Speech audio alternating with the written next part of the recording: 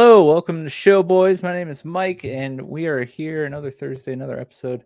I'm joined by my good friends, lovely co-hosts, Pixel Nick, Chadwick the Third, and of course our producer Dad. Nick, how you doing tonight? I'm doing good.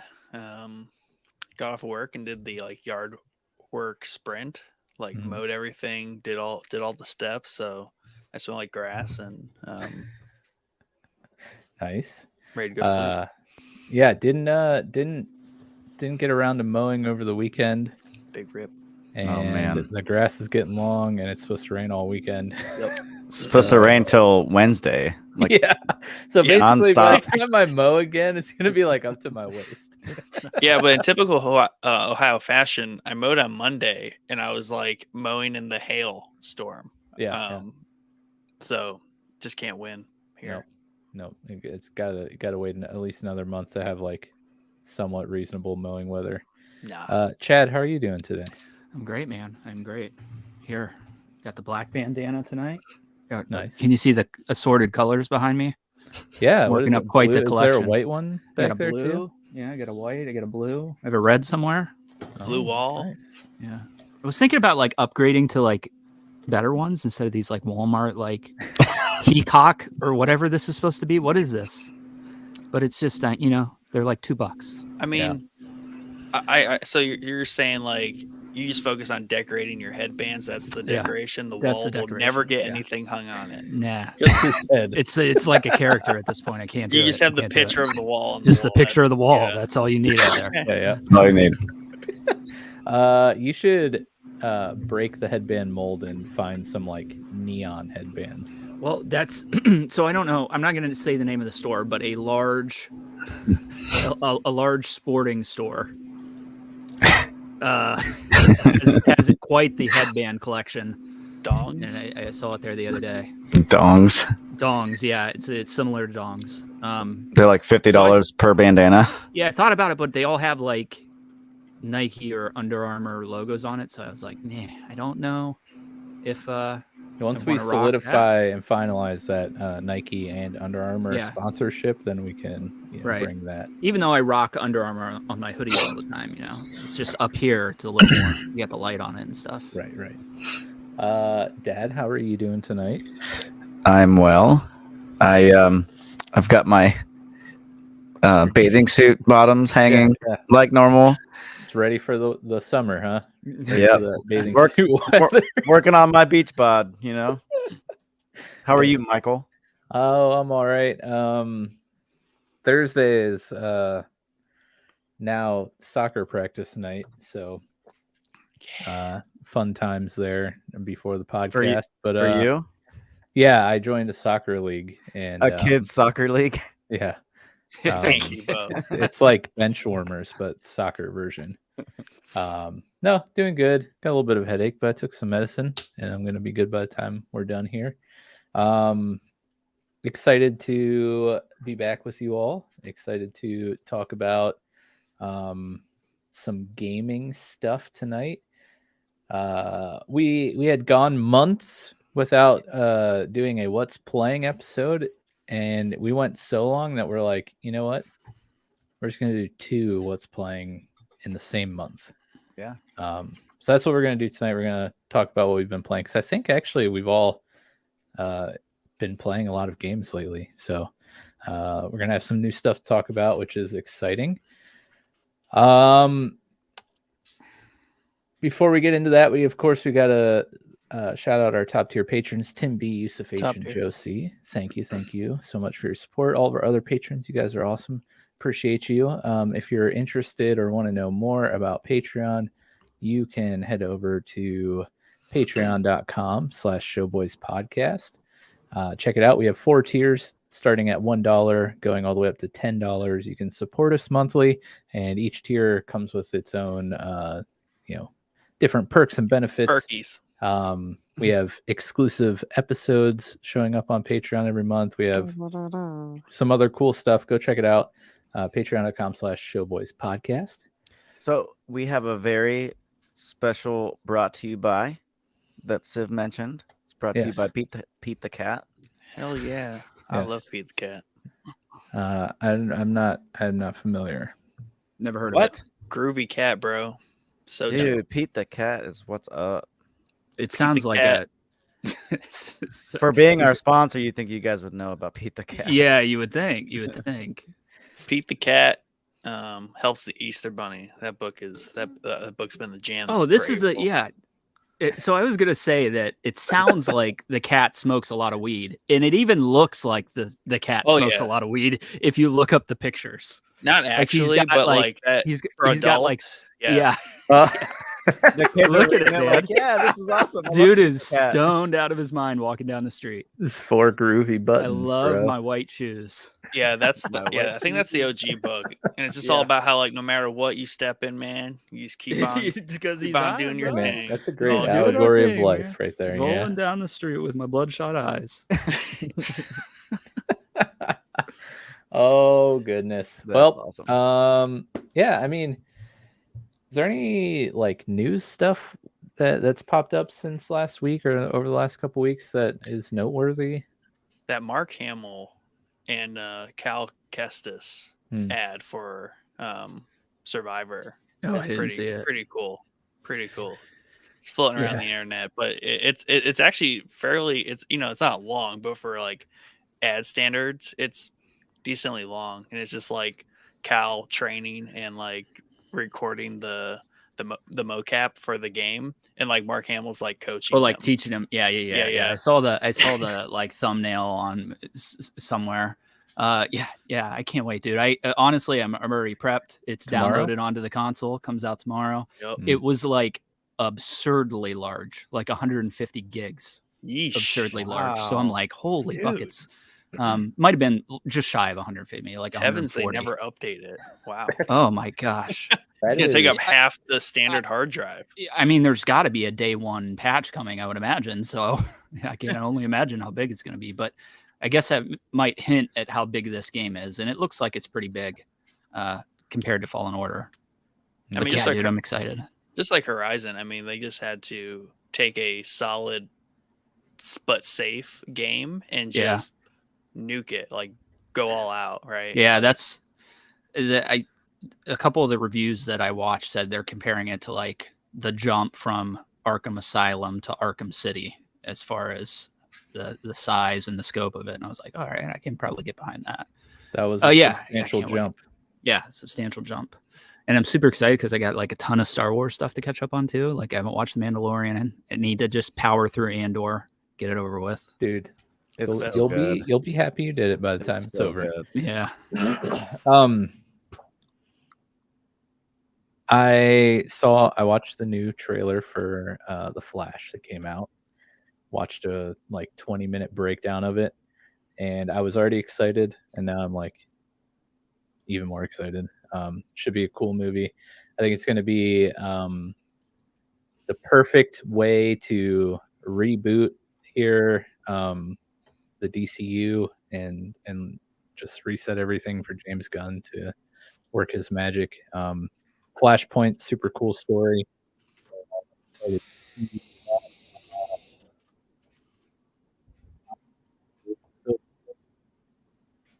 Sadly, they kept the super weird like run, like Sasquatch run. But besides that, everything looks super cool. And Michael Keaton. We yeah, right, man. We lost Whatever. the first half. half. of that. We lost No. about half of what you said. So No, you no, were put on this great spiel and your mic was dead. So that's okay. TLDR, new Flash trailer, cool. Still has awkward Zack Snyder Justice League Flash run where he looks like Sasquatch, plus Michael Keaton. I'm excited. yeah, I caught snippets of the trailer. I didn't sit down and watch the whole thing. Primarily because I just don't really care about the Flash. Like I want to because Michael Keaton's coming back, but I don't know anything about the Flash. Is it who plays Flash? Ezra Miller. Okay, the so it is Ezra. Psycho. So he still has a job somehow. Still- Okay. Probably his last one, maybe. Probably his last one. All right. Okay, so how can they reboot the DCEU if Snyder claims 3 more movies? Well, Snyder can claim whatever he wants. Sadly, he's not going to get anything. And if he did get the chance to make his 3 additional movies, I'm assuming they would fall into the lines of the Batman and just be alternate universe stuff. Yeah, and all you need to know for this, Chad, the Flash goes back in time to stop his mother from dying, which is the crux of his story. Always a good idea, I guess. And when he goes back in time to save his mother, it like messes up all of the timelines and universes, and weird things happen. Like Thomas Wayne is now Batman, and Bruce is the one who got shot in the alley, and all this weird stuff. But essentially what they're going to do is use that as a way to reboot all of the characters in the DCU and start afresh. Ben Affleck's in it. Michael Keaton's in it. Of course, Ezra Miller. We have Supergirl, which is cool. Super chick. I don't know. Anyone else seen anything cool in the news lately? Game trailers, movies, show stuff. There's a cool horror game that's coming out called Layers of Fear, which looks really cool. I literally just looked it up while you were talking about the Flash. Nice. Layers of Fear. Okay. Unreal Engine 5. Did you guys ever play Fear? Yes. Jordan, big fan of cozy. Fear. Big fan of Fear. I wish that they would remaster or remake those games because they were so good, dude. I read something about they're coming out with a new game that follows like that same kind of gameplay and the style. Can't remember what the name of it's called. Let me look it up real fast. Fear 2. No. Fear 2. Fear 2 Afraid. was not that great. Love it. Terrified. Yes. Well, I don't I've been really good so far this year, like this tunnel vision of the games I own. So that's just like the path I'm on. I have like games that I've said I'm going to finish, and I'm going to finish them this year. Sekiro better be one of them. Oh, it's definitely on the list there. But I'm just blocking out like and pretending new things aren't happening. I just know new things are happening, and I'll get to them next year. So I'm a thorough year behind. Yeah, I'm here for the fully patched reviews of games. I will review the game for everyone fully patched. Yeah, like, hey, you know what? Try this game out. They fixed it. Yeah. Awesome. Yeah. Biosiv says he loved Fear. They had a trilogy. Yeah, they did. I don't know that I ever played the first one or the second and third one, but the first one's great. Nick, I wish I could take that path, but there's just so many good games coming out this year, dude, that it's just not, especially in the next 2 weeks. We have Survivor and Tears of the Kingdom, which I've been waiting on for. It's hard because I've been waiting for some of these games for like 5 years. So I can't wait. Yeah. I can't do another year. Just not But you doing play games at a way different pace than I do. Yeah, that's like true. you can Yeah. actually finish games multiple Right. times. I can't even finish games singular times. Yeah. So it's just the way we have to. You let me know the ones I have to play, right? And that's how we'll work That's this. typically how it goes. Yeah. That's typically how And it I can goes. kind of sift through. We put sift through those the on our garbage wish for me. list, and then we wait about 3 or 4 years till they're like Until they're $10. ridiculously cheap. Yeah. Mike's over here like, can I get Red Dead 2 for less than $20 at any point? Yeah. I was just like, can I get nah, can I get a 90-hour game for less than $20? Like, come on, bro. I'll do it one of these days. You wait. I know it's not No, Red Dead, bro. but I did get Rabbids, Mario Rabbids for like $12 physical copy. The first one, which is a pretty steep discount for a Nintendo game. So I hold out hope that one day I'll get Red Dead for 15 or lower. Ooh, Yeah, maybe, that's but, like, pretty. Yeah. Go ahead. anything that gets like the greatest hits like PlayStation tag, right? And $20. it sits on that greatest Yep. hit shelf, $20 for like 10 years guaranteed. You have to get like past the 10-year mark. Then they're like, all right, $17. Yeah, but that's cool. I mean, that's the way to do it though, because Nintendo, it seems like that. I'm pretty sure like Breath of the Wild is still $60, and the sequel is coming out in 2 weeks. So it's like they never discount their games. So that's actually a good deal. I think that Mario Rabbids thing it's an anomaly because it's not. It's a Ubisoft. Yeah. Yeah. It's another publisher. Breath of the Wild is $40 at Target. $40. Okay, yeah. So Yeah. it must have just went They're a down little right slower. now that They're they a know. little slower at it. Yeah, no, Yeah. and that's like a substantial sale for a Nintendo game I mean, there too. that's a 6-year-old game too, though. I mean, it's Yeah, $40 6 exactly. years later. Like it's gonna hit 10 years, and they're gonna be like, all right, 30. Yeah. And they're amping up the price of, and I don't agree with this at all. I'm cool with I was cool, and I made the argument for Microsoft and PlayStation raising the prices of their games to $70. I am not, by any stretch of the imagination, cool with Nintendo doing it, and they're doing it with Tears of the Kingdom, which is seemingly a sequel that is built on top of Breath of the Wild. It looks like a glorified DLC, to be honest with you. It's the same map, it's the same music. There's a lot of stuff added, obviously, but Civ said, "Nah, I find my games on super discount. You just gotta watch week to week." I got Breath of the Wild for $20 first year it dropped. Wow. Wow. Wow. That's impressive. But I am on the same page as Civ there. There's definitely two sites, sometimes 3 sites that I'll browse like every 2 weeks. One is DekuDeals.com for Switch games.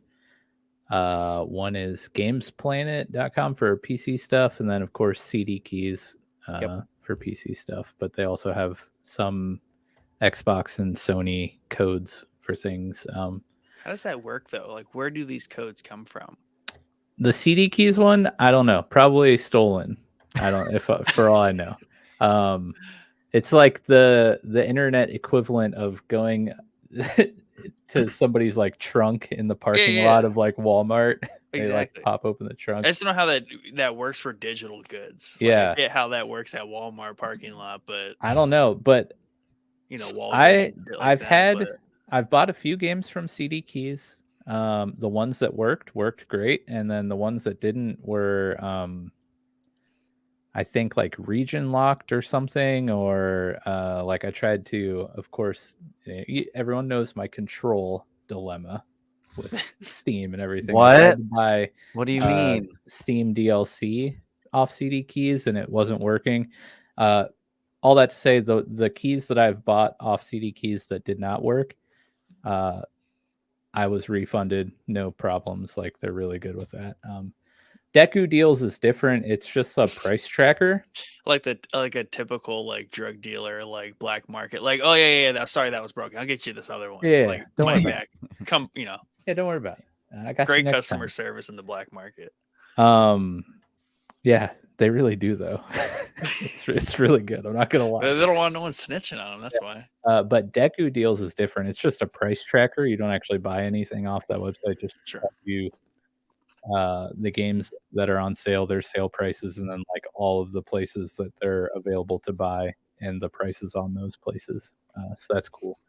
Yeah, you guys want to talk about what we're playing? Or you just want to keep talking about game deals? I do want to talk. I'm cool with either because I do want to talk about some news. Yeah, I do want to talk about some news because I do want to point out that the trailer for Armored Core came out. I can't remember what Armored Core it's on, like 6, 7, 9, whatever. And I'm super. It's coming out in August, which shocked me because it's from Soft and they did Elden Ring last year, so it's like a super quick turnaround for this game. Obviously, they had separate teams working on it, but yeah, it looks really cool, man. I played Armored Core 1 on the PS1, so I have like nostalgic memories of that specific one. But I might pick this up. I don't know. I'm not really a mech kind of guy, if I'm being honest. I want to be. I just haven't been directed at any good mech games. Right. Yeah. This might be up your alley then because it looks really cool. Looks really good. Whatever GameCon or whatever more recent whatever studio, is it a Sony game exclusive? Armored Core, I don't believe so. No. It's something last year when they previewed at least like not a gameplay trailer, but like a hype. Yeah, it was Armored Core. Really it was Armored Core. Yeah, they haven't made an Armored Core game in quite some time, I believe. And there were rumors.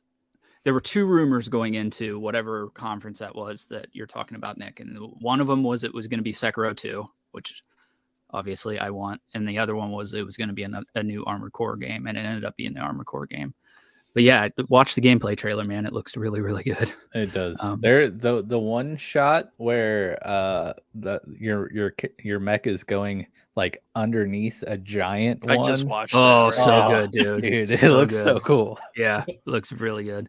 They did say that because I think everyone's assuming that it's going to be a Souls game, but Armored Core, right? Because it's from Soft, and that's practically all they make are Souls games. But they did say that it's going to be far closer to Armored Core than any of the Souls games. But there looks like there's some Souls DNA in there with the bosses and stuff that they're Yeah. fighting. I So can't we'll wait see. to see the mechs roll around. It's gonna Yeah. be super The fun. Droideka mechs, yeah, I saw that. Those look pretty sweet. It's gonna be Jordan's favorite part. All the mech rolls. Yeah. No, yeah, I've always wanted, like Nick said, I've always wanted to get into mech games and never really did. One came out, it was like a PC exclusive, and it was a third-person multiplayer shooter. So Chad, you're already out. Yep. But it's called Hawken, and it was just an arena shooter, but mechs and like with different roles. There's like heavy tanky mechs, then you got your like DPS mechs, and there were like healer support mechs. It was really fun. It only lasted a couple years and then like shut down, but I enjoyed it while it was around, and I kind of wish that it was still around because it was fun. Just zipping around on a mech, shooting other people. I played the first Armored Core game. I might have played some of the sequels. There was a game called Future Cop LAPD on the PlayStation 1 where you're like controlling a mech. That was super fun.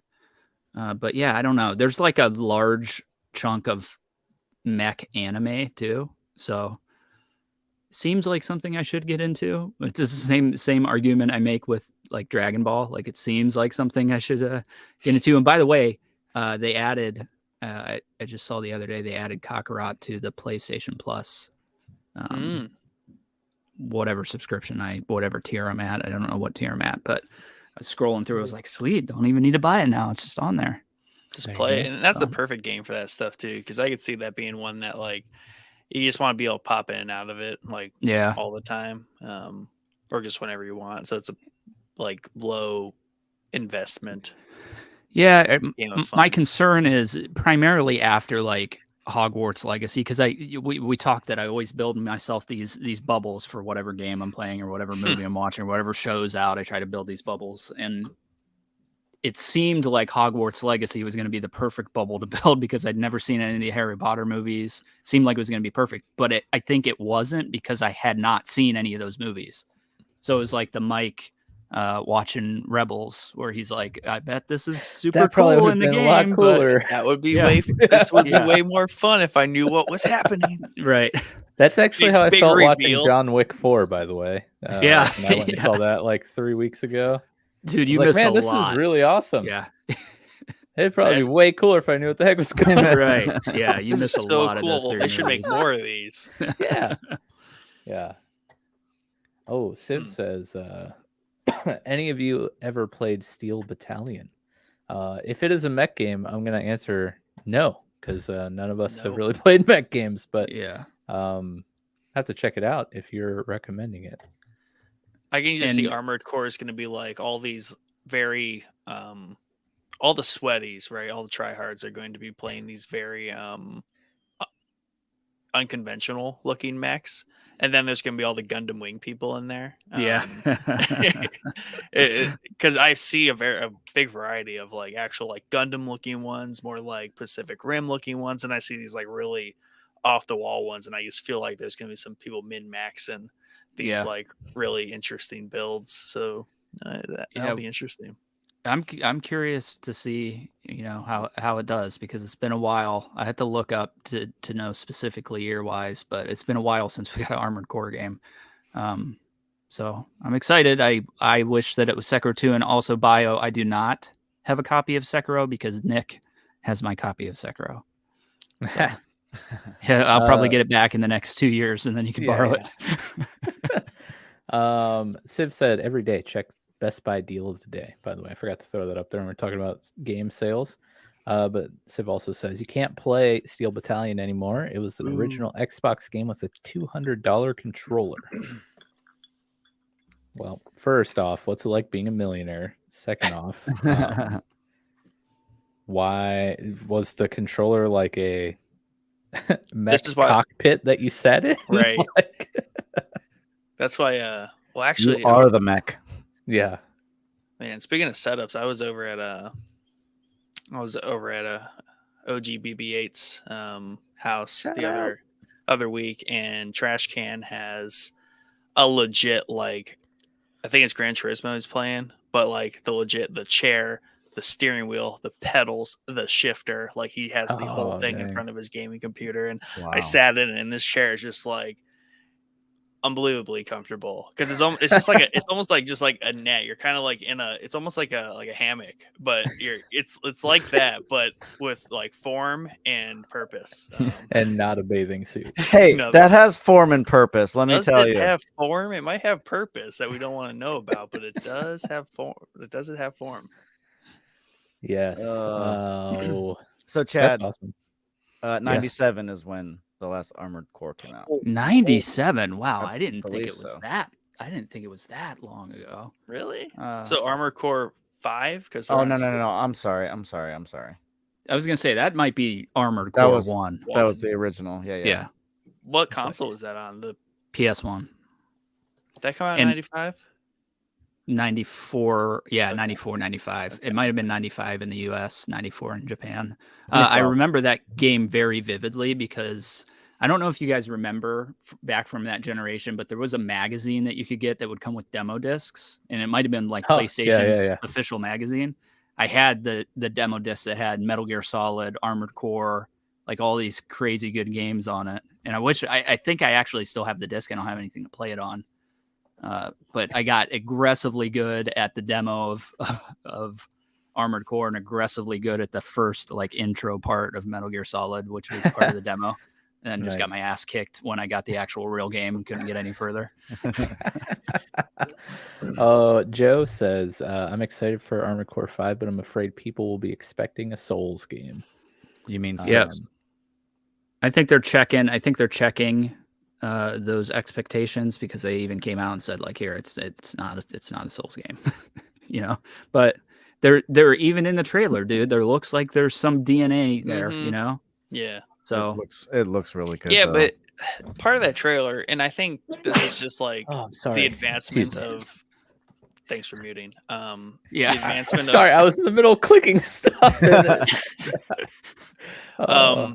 Of just like game mechanics in terms of how they can capture like scale like that, because Zero Dawn like was one of the first games in a long time to like really do that for me, because I'm like, they've really captured like the scale and like the ability to move about around things at scale with like crazy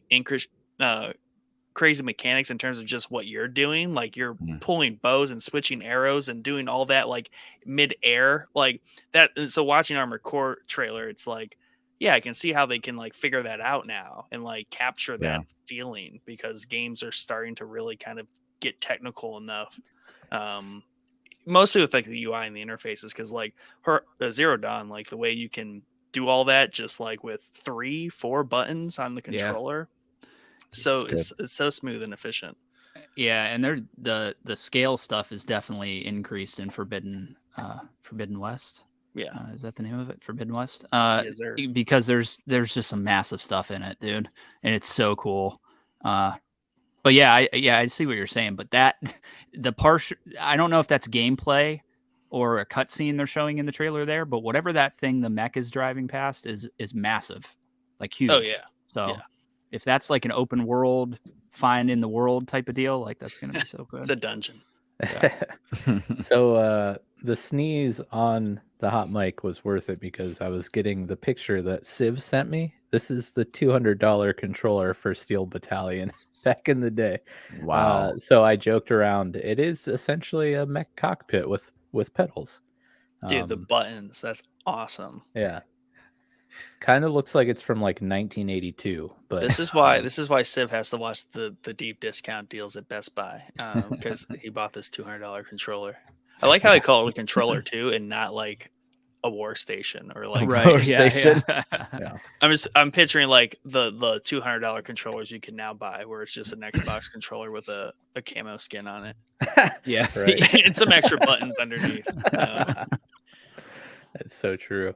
Well, since I'm in Discord, we of course had our Answer the Boys question. We asked you what you guys were playing. We got some replies. So the podcast guy, Tim from Funny Sci-Fi, he said PUBG and the Division 2. I didn't realize people still played PUBG. I haven't heard about PUBG in so long. Dude, it was like burning hot there for a while. Like Yeah. even like guys at work were playing it. Like everyone, like the old guys, the young guys, the guys that have never played a video game. Everybody, literally. Everybody. Yeah. Joe said he's been playing Stardew Valley on the Switch and Overwatch 2 and Fortnite streams this week because he's out of state for work. He's actually I'm assuming in his hotel room right now watching us. So thank you for tuning in, Joe. Thank you, Tim and Joe, for answering the boys this week. With that out of the way, you guys want to talk about what you've been playing? Anything else we got to get out of the way before we jump in? I don't think so. All right. Well, you know what? Let's start with Dad, since he's Dad got the least amount of time on screen out of the four of us. We'll give him, the pedestal. You can go first, my friend. Well, I'm going to start with a game that I just found that I want to play. Okay. It's called Bare Butt Boxing. Oh, I thought you were going to say Layers of Fear. Bare Butt Fear. Bare Butt Fear. It's like a cross between Gang Beasts and what's the one, like Fall Guys? Yes. Okay. How did you guess that? Did you look Because it I up? just saw the picture. I looked the picture up. It's just outrageous, ridiculous. It looks fun. Something that the kids and I could play and beat the crap out of each other with. Because we love playing Gang Beasts. And this looks really fun and ridiculous. Boxing. Yeah, it definitely does. Bare Butt Boxing. Oh, that looks so Speaking of boxing, I could really use like a new fight night or something, bro. Like it's been like what happened to boxing games? Like they were so hot when we were kids. Like there was a fight night every year, like Madden. Yeah, and then they just MMA took over, and then people just forgot about boxing. Yep. Thanks, Dana. Now we get a new UFC game every year. Boxing LAN parties were dope because, like, I remember just showing up to like my friend's house the one time, and a bunch of people were there, and the point was to watch some people like have a boxing match on like one of the games, and it was awesome. Oh, that's so cool, man. Yeah, you did your own like pay-per-view for yeah, that's cool. I don't know, man. I really enjoyed those fight night games and like the career and stuff in those it was so cool. Like I'm sure I can get that in UFC, but it's not the same. You know what I mean? But I will say I watched a boxing match for the first time, paid for a pay-per-view boxing match for the first time ever. Wow. Lost. Like 2 weeks ago. It was the Jake Paul Fury fight. And that's just, after watching so much UFC, dude, boxing just sucks. You got to watch Bare Knuckle. Why. You got to watch your Bare. Question. Yeah, I get that, but I still want the games. Like there's still a sport there. It's just, I don't know, the refs are like super finicky and they're like stopping the fight and they're like, don't do this, don't do that. And then somebody gets knocked down and they have to like back to their corner and wait for him to recover. I'm like, no, like UFC style, just pummel him, bro. That's not real fighting. You know, dude, I'm telling you, too many Souls games for you, man. Yeah. If there's anyone else out there that enjoys combat sports, like actual, not games, you really should start watching bare knuckle boxing. Like it's making its comeback. You can watch a lot of it for free on YouTube. There's an American promotion, Bare Knuckle Fight Championship. And there's even like a British promotion. I forget exactly what it's called. Those two are the most professionally run. And then of course you have some smaller ones under that. Yeah. With like but a lot around them. Yeah, the Russian ones. Yeah. Oh yeah.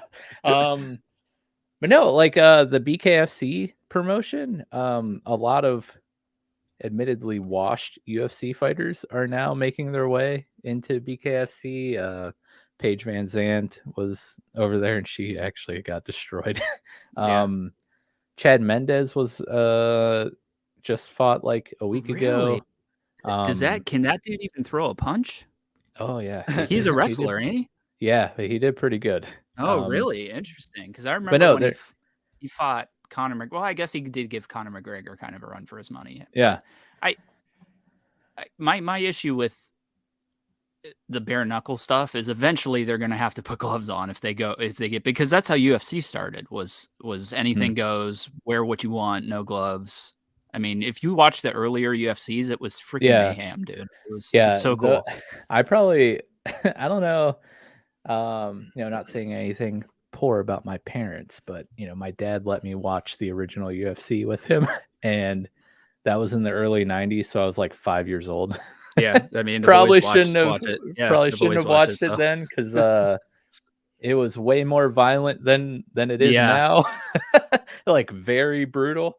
But yeah, I don't know. I mean, bare knuckle has been like a thing for a really long time. It's just kind of been underground, but they got some good rule sets to protect the fighters themselves. But yeah, watch bare knuckle, or you can be a real man and watch slap fights like I do. Yeah, I dig the slap fights, bro. I'm not gonna lie. And Dana White just started a slap fight league. Yeah. In conjunction with the UFC. That's what we need. We need a slap fight game where you're just like, you're lining up the power of your slap like field goals in Madden, which I suck at kicking in Madden, so I probably wouldn't do very good at this slap game I'm inventing right now. Yeah, I don't know, man. I don't know. I miss the boxing games, even though the sport's pretty much dead. And that pay-per-view, I think, proved it, because it was supposed to be like this huge fight, and there were like 1,000 people there. So, I don't know. I played the UFC games. They just don't feel right to me for whatever reason. Like, I feel like everything is aggressively slow. Like, you throw a punch so slow, you throw a kick so slow. I don't know. Just bring me Fight Night back. Just do it, EA. You know you want to do it. It's time. Look at what From Software's doing here. Bringing back old games. Civ says, no, we need a new backyard wrestling or Def Jam game. Def Jam game, yeah. Can I say, though, I'm really enjoying all these like super weird sports games that are coming out. Like a lot of them are like indie games and stuff, but there's like Golf Story. There's the wrestling made me think of this. I think it's called Wrestle Quest. It's not out yet. It's coming soon. But like, at the core of it, you're playing a golf or WrestleQuest, you're a wrestling game, but then it has like all this kooky like side like mechanics, like RPG style story going on, and it's a really cool way to get people who probably aren't that into sports games. I'll take Golf Story looked really good. I wanted to play Golf Story. I haven't heard of the wrestling one though. What's Joe, if you're still here, what's the name of the soccer game that you streamed like a couple months ago? It might have just been Soccer Story or something like that, but there's just a lot of cool. I saw in the YouTube black hole, I don't remember what the name of the game is, but it was a hockey game like that was just wild, and some guy who was like a huge hockey fan, like New York accent, was just like going crazy, and it was hilarious with the Joe's soccer game was Soccer Story. Check that out. It was pretty good. I'll have to figure out what the name of that hockey game is because it looked pretty rowdy. More fighting or cool like sports games would be awesome. I found a boxing game. Undisputed. Esports boxing. Oh yeah, Undisputed. Yeah, that is esports boxing. Okay. I think they changed the name of it. It is a. It looks pretty good. Let me double check and make sure that's the game that I'm talking about. So like. Yes, it is. So yeah, that was esports boxing. I think was the original name of it. It looks decent. It's an indie game. I think it's in like early access right now, maybe on Steam. Yeah, it looks good. I don't know if it has like a career mode and is well put together, but yeah, might be worth it. And it's only like $30 too, I think, full price. So Yeah. So like, somebody we're gets talking it. about, like, escalation of like, because obviously you're talking about boxing, and boxing kind of looks like really soft now compared to like what we're used it to. does. And Yeah. now we're talking about like backyard bare knuckle like fighting. It's like, at what point is the sport like too crude or too violent, like to the point of like gladiator rings where people are legit getting like skewered and like Yeah. murdered? Like, where do we currently draw the line? Let's Like, just do that. Yeah, I Right. mean, I think the UFC was kind of seen as that in the beginning. So Sure. I would imagine the bare knuckle stuff, if it gets like big enough to have to go to like a state commission or sports commission or whatever, Nevada sports or Fight whatever to the death pay-per-view. MMA. yeah, people would people Yeah. would watch it. And I guess I mean, I don't know where I land on that philosophically, but I Yeah. think if you agree to it, that man, like, I think okay, if like, you okay, so you're probably gonna die. Mike's I- about to come out and be like, dude, I want to see some people die. yeah, just Dude, that the stadium would the be next packed. evolution is would. just firearms in a ring. You can't Yeah. escape. No, that's terrible. Don't do that. And Yeah, the people- firearms. Yeah, the um, firearms. I'm not behind. That would be no. boring. I want to see like No, like swords and gladiator shields. style? Yeah, yeah, With a Um, random like animal, you know? like- yeah. Like just a lion running around. No, People have but more problem with the animal dying than like a human. yeah, It's right. exactly. yeah. Exactly. No, so I don't really like to watch the bare knuckle or like backyard fighting that's like legitimately like in a backyard with like no refs and like no, like it's just a group of people. Like the BKFC thing, like they have a ring, they have a referee, they have judges, they score it like boxing. There's modified rules because there's no gloves and the rounds are shorter, things of that nature. So it's like the Shia LaBeouf movie where he ends up like the end of the movie, they're at that like wrestling match in like the bayou, or it's like Florida Peanut or Butter whatever. Falcon or whatever. Yeah, That's Peanut a Butter great Falcon. movie. Like that kind of fighting, like, or is that like actually No, somewhat that's legit? like back. No, the BKFC stuff and even the one over in London, like they are legit like promotions. They're not just like pulling up in a parking lot with like 30 people and like forming a circle and they're like, all Or right, like fight. Joe said, like wrestling on a tarp in the backyard. Yeah. Sorry. Yep. Wrestle on tarp. Almost broke my neck twice. Oh Ouch. geez. How do you measure Um, that? That would be awful. Yeah, I don't really like watching that stuff. But if it's attempting to be organized, because with organization, at least you would think there would be some sort of mindfulness of like safety. So like the BKFC, they have like a cut doctor, and they're like, they'll stop a fight and like the doctor will check him out, let him continue or stop the fight if he's got too bad of a cut or he doesn't think the fighter should be fighting anymore. But when you like go a step below that, and it's just kind of like some dude who's really into fighting is like reffing this fight, and you're like, somebody may actually die here, so I don't know if I actually want to watch that. I found the name of the hockey game. It's called Tape to Tape, and it is a roguelite hockey game. Oh, interesting. Graphically is super cool. It looks like hand drawn. Tape to Tape. It's supposed to come out in May, so just a week here or so. Interesting. Yeah. So my point about the bare knuckle boxing thing is that like if they get to a level where they need to bring in a athletic commission like Nevada State Athletic Commission, Mhm. I think that's what brought the gloves to the UFC. You know what I mean? So eventually they're going to come and they're going to be big enough where they're going to have to wear gloves at some point, unless we are just becoming like like we just don't care anymore. We're just like, fine, just let them do their thing. Because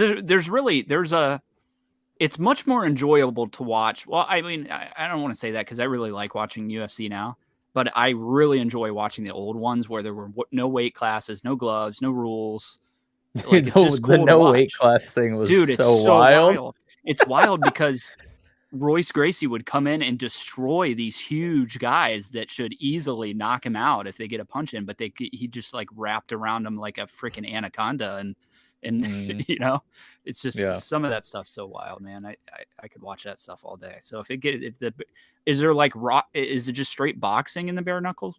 There's stuff? Like no wrestling? there's some like modified clinches you can do. There's dirty boxing you can do, but other than that, it's like no ground game. Fists. That's all. No ground game, no submissions.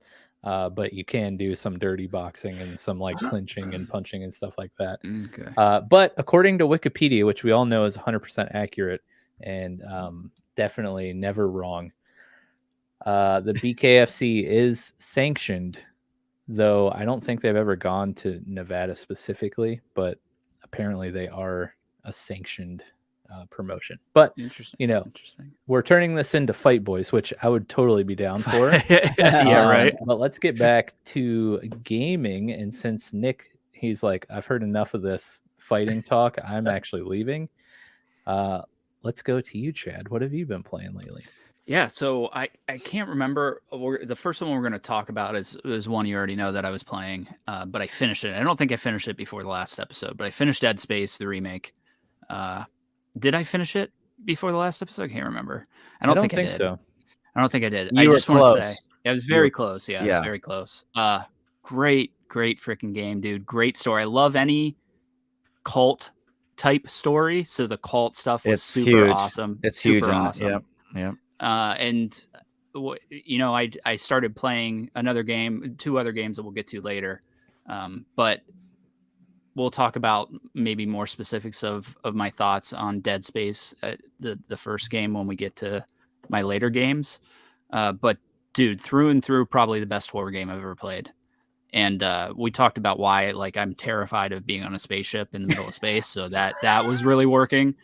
But a lot of the other stuff that was working, and it might be the remake stuff, is the lighting in this freaking game is amazing. The sound design is through the roof. Like the heartbeat that you hear when things are popping off, you hear his heartbeat or hear his heart rate elevate. It's just so cool, dude. Yeah, there's just a lot of really good stuff in that game, man. How'd you feel? How'd you feel about the boss fights? I thought the boss fights were great. Yeah, I thought that. Yeah, I mean they're not mind blowing, but as a first entry of a series, even though it's a remake of that, I'm sure they stayed pretty true to the original. I haven't played the original, so I don't have any context. But yeah, I thought they were really good. I don't want to say cheese my way through majority of the game, but I did find an ammo glitch for a couple of the guns where I was just like racking up the ammo, and that that. Maybe I shouldn't have done that because this kind of takes away some of the survival horror elements of it. But I did start replaying it on whatever the impossible difficulty. Yeah, that seems like literally impossible. So I don't think I don't think I'm gonna go for the platinum on it. Maybe by the end of the year, once things cool down, I'll revisit it and try to go to the platinum. But I'm not a big fan of any game that where you die, you go all the way back to the beginning, and that's how impossible difficulty is. And I'm just not here for that. I'm sure there's workarounds of like saving it to the cloud and stuff. But yeah, I thought the weapons were really cool. I thought the story was really good. I love all the cult stuff. I love going down to the planet at the end. That was super cool. Finding out. I mean, have you played the original, Dad? Yes. Okay, has everybody here played the original? Except for Nick. Okay, then I'm not going to spoil anything. But finding like some of the spoil it. Okay. So some of the like finding out that his wife or girlfriend or whatever was dead the whole time was like mind blowing to me. I thought that was super cool. Oh man. Yeah, just a lot of good stuff. The enemy designs in this are really, really good. It's funny because even though this is a remake of the original, like I said, I'm sure they stayed true to the enemy movements and that kind of stuff. But dude, some of the stuff in the second game like is way quicker, like way faster than it is in the remake. So yeah, just some of the like, especially those little baby enemies. Like, dude, those things are freaking horrifying, bro. Like, just knowing that was a baby at one point, and then they grow these freaking tentacles. So good.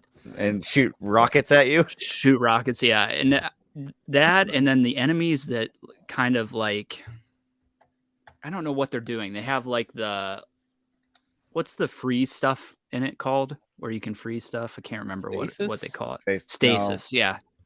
Is it stasis? Yeah. Yeah, it's stasis. The enemies that come off of the ship that is supposed to come and blow the Ishimura up with like the soldiers on it, that like jump frames or whatever they're doing. I don't know. They're like jumping frames, or they have like a stasis vest on or something, and you can shoot the vest and then it slows them down.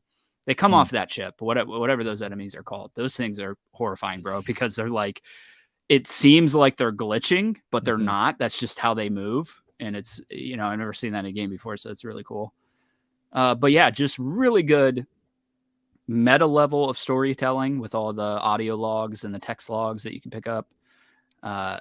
Just the eerie sounds of the ship while you're going through it. So much good stuff in it. And I do feel like a lot of that stuff is lost in the sequel, and we'll get to that later. But yeah, dude, I had a blast with it. I'm not gonna lie. I'm so happy that I picked it up. It's a great game. The parts that always made me feel the most unsettled were like there's a part where you're walking through a corridor and you just hear like a thump, like a pretty consistent thump, and when you finally get into that section, it's just somebody smacking their head against the wall. Dude, that's funny. That is so funny, because that is one of the only things that I screen recorded while I was playing was that thumping noise, because I was like, something's gonna. And I got the exact scene you're talking about on my PlayStation in a video. I'll have to drop it in the Discord. So good, dude. It's so good. Yeah, that's right. Hey, let me tell you, this episode brought to you by Blistex medicated chapstick. I took the label off, but this is medicated mint. Makes those lips feel nice and minty, baby. Mwah. See how good we would be. So good at live reads. Yeah, for sure. Yeah, you worked that in beautifully. Owners out there. Sorry, were you talking? Your mic dipped out again, I think. Come on. I might have been talking over you unintentionally. All you corporations and business owners out there, you just hit us up. Sponsorship. We'll nail those live reads for you. He'll cough a couple times in between it. We'll be good. Yeah. Just don't do like, no like cough suppressants or anything, because that's not going to work for us, No cough drops. That's Joe's favorite chapstick. I knew we were friends for a reason, bro. No, that would be a very meta sponsorship. I think it would just work on so many levels. It'd be hilarious. Hopefully it would work on the level of me not having to clear my throat every 5 seconds, but then it would just be ironically funny. Right. Yeah. Also, before I move on from never mind. We'll save it for later, because I have more to talk about Dead Space, but we'll save it for when I get glad you loved it so much. Dude, it's so good. Yeah, I don't know. I kind of want to go back and replay the original just to see like what was going on back then. But dude, the remake is phenomenal. Absolutely phenomenal. It looks great, it plays great, it sounds great, everything about it. So there's just a couple things, like you're thumping the dude hitting his head on the wall. There's like a couple things, I think right at the beginning, where you see like something like up in the ceiling run across in like a dark hallway. It's really good. And then we talked about it on Brady and I's episode that we just did for Patreon. The moments where, because you watch through a couple parts of the game, and you watch through the moment where you have to choose to turn the lights off or turn the elevators on or whatever. And we talked about it, dude. That's such a cool way for a horror game to make things creepy, is you have to turn the lights off. And then of course the enemies come when the lights are off. It's so good. Yep. Yeah. Absolutely. Well, Nick, you want to go next? Sure. I'm trying to think. We did have one of these in early April. And really the only thing that has changed is I'm pushing through Red Dead Redemption 2 on the story. I'm a solid 50% on the story, 46 on the whole game. I don't know how that works. I feel like I haven't done nearly any of like all the extra stuff. I just kind of started messing around with that at the midway point, which I typically do for big RPG games. Like around midway point, I'm like, oh yeah, there's tons of other stuff I can do to like distract myself from completing the story. But I don't think I'm. It maybe if you played it, Chad, who's all played Yes. Red Yeah. Dead? Yeah. Can I not do all the like non-yellow missions, like the main story, like Grand Theft Auto, where like some stuff you lose, other stuff you don't lose? You're talking as far as locking yourself out of those Yeah. stories once you get past a certain point. I think there is a cutoff point to that, maybe at the end of the game. I don't know. It's been a while since I played it, but you really should, because a lot of that side stuff. What Red Dead, and I'd really have to think about it. I think So far I have, but I'm at the point okay. where it's like, do I keep doing that or do I just beeline the story and I can do that later? Because really, once I got to Saint Desantini, however they say that, they say it really like Creole like. Yeah. I was like, some of this stuff just seems like, now it feels like Grand Theft Auto, where it's just like stuff to do in the city, right? Yeah. So that's where I was like, maybe I don't have to, but it's also super fun, but I don't want to like lose my momentum to finish the game. Yeah, and I'm not the best one to give you advice on that, because I often do that in games where I'll do all the side content and then not finish the story. Like I just get burnt out on it. It's not that hard either. Right. It's not. Red Dead, I'd really have to think about it. Red Dead may be the best story-driven single-player game I've ever played. Red Dead 2 specifically. That's what Cozy said. Dude, it is. The other day. It's just insane the amount of detail that is in that game, and you can look up videos of like crazy details from Red Dead 2. It's just so good, dude. And there is a mass amount of distractions. Like, dude, I spent like 10 hours of my playthrough just hunting, trying to get like the perfect pelts and get all this stuff to make all the different outfits, and that like spent probably another 15 hours of my playthrough just being like a rounder, going around and playing poker through all the different towns and so that stuff I'm okay with saving till later, because I know I can save that stuff till later. I'm kind of really like straightforward on my outfits. I have like 2 or 3, and they're just like really straight gunslinger style. Yeah. It's all about the hat and like the coat and or the vest. Like everything else doesn't matter. Yeah. But I was really kind of mad because I had this horse like from very early on, because I randomly had one of those encounters out in the world, and I forget how it went down. I either saved the guy or I killed the guy, or I found the guy dead. Anyway, I got his horse, and like I've had this horse through 40% of the game. And then I'm randomly just riding on the road, and I get ambushed, and someone just shotgun blasts me and my horse, and like my horse died. Yeah, and dude. I just get to wake up like 400 yards away, and I was like, "What the hell, dude? Like, why do I get to live and my horse got to die? Like, this horse that I've had the whole time leveled up, like, all this crap." And I'm like, this is crap, dude. Dude, I I'll admit to you that pissed at that situation. I'll admit to you that the similar story happened to me, where I had a horse for a large portion of the game and it died. It was like the most traumatic thing that I've ever experienced in a game, because I had grown quite accustomed to that horse, and it like was perfect. Black stallion style horse, just cool cowboy horse, and he ended up dying. But the cool thing is, I can't remember if you can revive those horses in that. It might be Breath of the Wild that I'm thinking of. I know you can do it in Breath of the Wild. If you don't die, you can revive them. Okay. But this single, like, I don't know if like the ambush on either side of the road, like there's just 10 shotguns, but for whatever reason we insta died.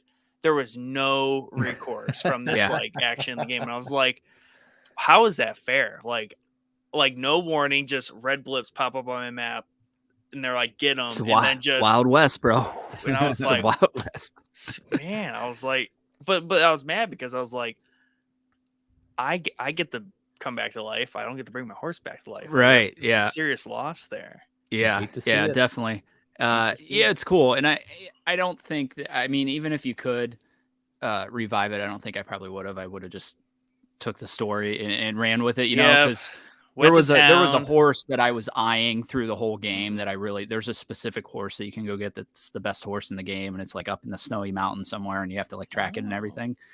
So I was like really eyeing that. So once I got over the traumatic experience of losing my horse, I was like, all right, I'll just go get this one because I've been thinking about it for half my playthrough now. But yeah, I don't know, man. I wouldn't sleep on the side content because a lot of it's really good, as well as like the in-world like encounters that you have that are just so good, dude. There's some that like in random houses, like in the woods, that you'll go in and like a wife will get mad at her husband and you can shoot and kill him or something. It's just a lot of good meta level stuff going on in that game. Yeah, because you start to see some of that pay forward like halfway through the game for sure, where it's like people you've randomly encountered like later. Like I went back to like Valentine to do something. I think I was going to see the fence, and this dude was outside the general store, and he was telling his buddies like, "Hey, that's the guy, because I like saved this guy," and like he was like, "Hey, pick out whatever you want out of the store. It's on me." Like just weird, cool things. And that was like at the beginning of the game. So yeah, that definitely makes sense. And I like doing that. Plus, I don't know, I like traveling everywhere in that game. So obviously sometimes it takes a while to get places. And also if you have bounties, like any normal person would, like those bounty hunters are always just like creeping on you. Yeah. I think the cool thing about traveling in that game is the stuff that happens from A to B, but also there's like a cinematic thing where you can set a waypoint and you can just make your horse go, and it puts it in like a cinematic camera, and he'll just take you there, and you can literally like go make a sandwich and come back and you'll be at your destination. And that, I wish they did that more in games, because that's like a way cooler way to do a fast travel, where it's just like in the game he's just traveling and you're just not controlling him. He's just following a waypoint. What about so does the game omit the like ambush shotgun insta deaths when it's in cinematic mode? Because that might be the play. That you might have to test that one out. I don't know off the top of my head if I don't know off the top of my head if it ever happened to me. I use that pretty frequently throughout the game. There is fast travel in the game, but I don't think I don't think I use it very often. I'm not a real big fan of back travel or fast travel in games outside of like Fallen Order. Needed it like in the worst freaking way possible. Made that game awful, and thankfully the sequel has added it, so that's a relief. But yeah, I don't know. You'd have to test that out. Yeah, off the top of my head, I can't remember if I've ever got ambushed. I mean, if I gotta get like, if I'm just like, hey, I need to go do this story mission, it's on the other side of the map, I like how this fast travel works though, because you set up camp, you can cook some stuff, sleep, and then you can just be like fast travel from any camp that you set up. So I think that's cool. Then they have like fast travel from like your map at the main camp. There's like the thing that Red Dead does really good is the immersion that it puts you in the game. And this is what I complained about with Ghost of Tsushima, where there's just not a lot of immersive stuff in that game. Right. There's not like you roll into Valentine and you can like go get a room at the hotel, and then you can go down to the bar and drink and play poker. I need to do that more. Dude, it's such a chill game. And that like a large portion of my like post game stuff was just chilling and just like walking around the towns and hanging out and going to the hotel rooms and there's all kinds of cool stuff you can do. I mean, you can kidnap people and throw them on your horse, rope them up, throw them on your horse. It's just there's so much stuff that you could do if you have like a good imagination, and it's so cool, dude. It's so cool. Yeah, because now that Ghosts, by the way, Civ said this a while ago, but this is a good time to throw it up. In Ghosts, he went story first, then side quest. Back to Nick's conversation like several minutes ago, but yeah, I remember both of you kind of saying this about Ghosts, like lacking the world building in that sense, like playable world building. Yeah, I mean, I guess in the sense that it takes place during an invasion of an island. There's not going to be a lot of like inns that you can go stay at and that kind of stuff. It's a hostile environment. Villages are getting slaughtered. Right.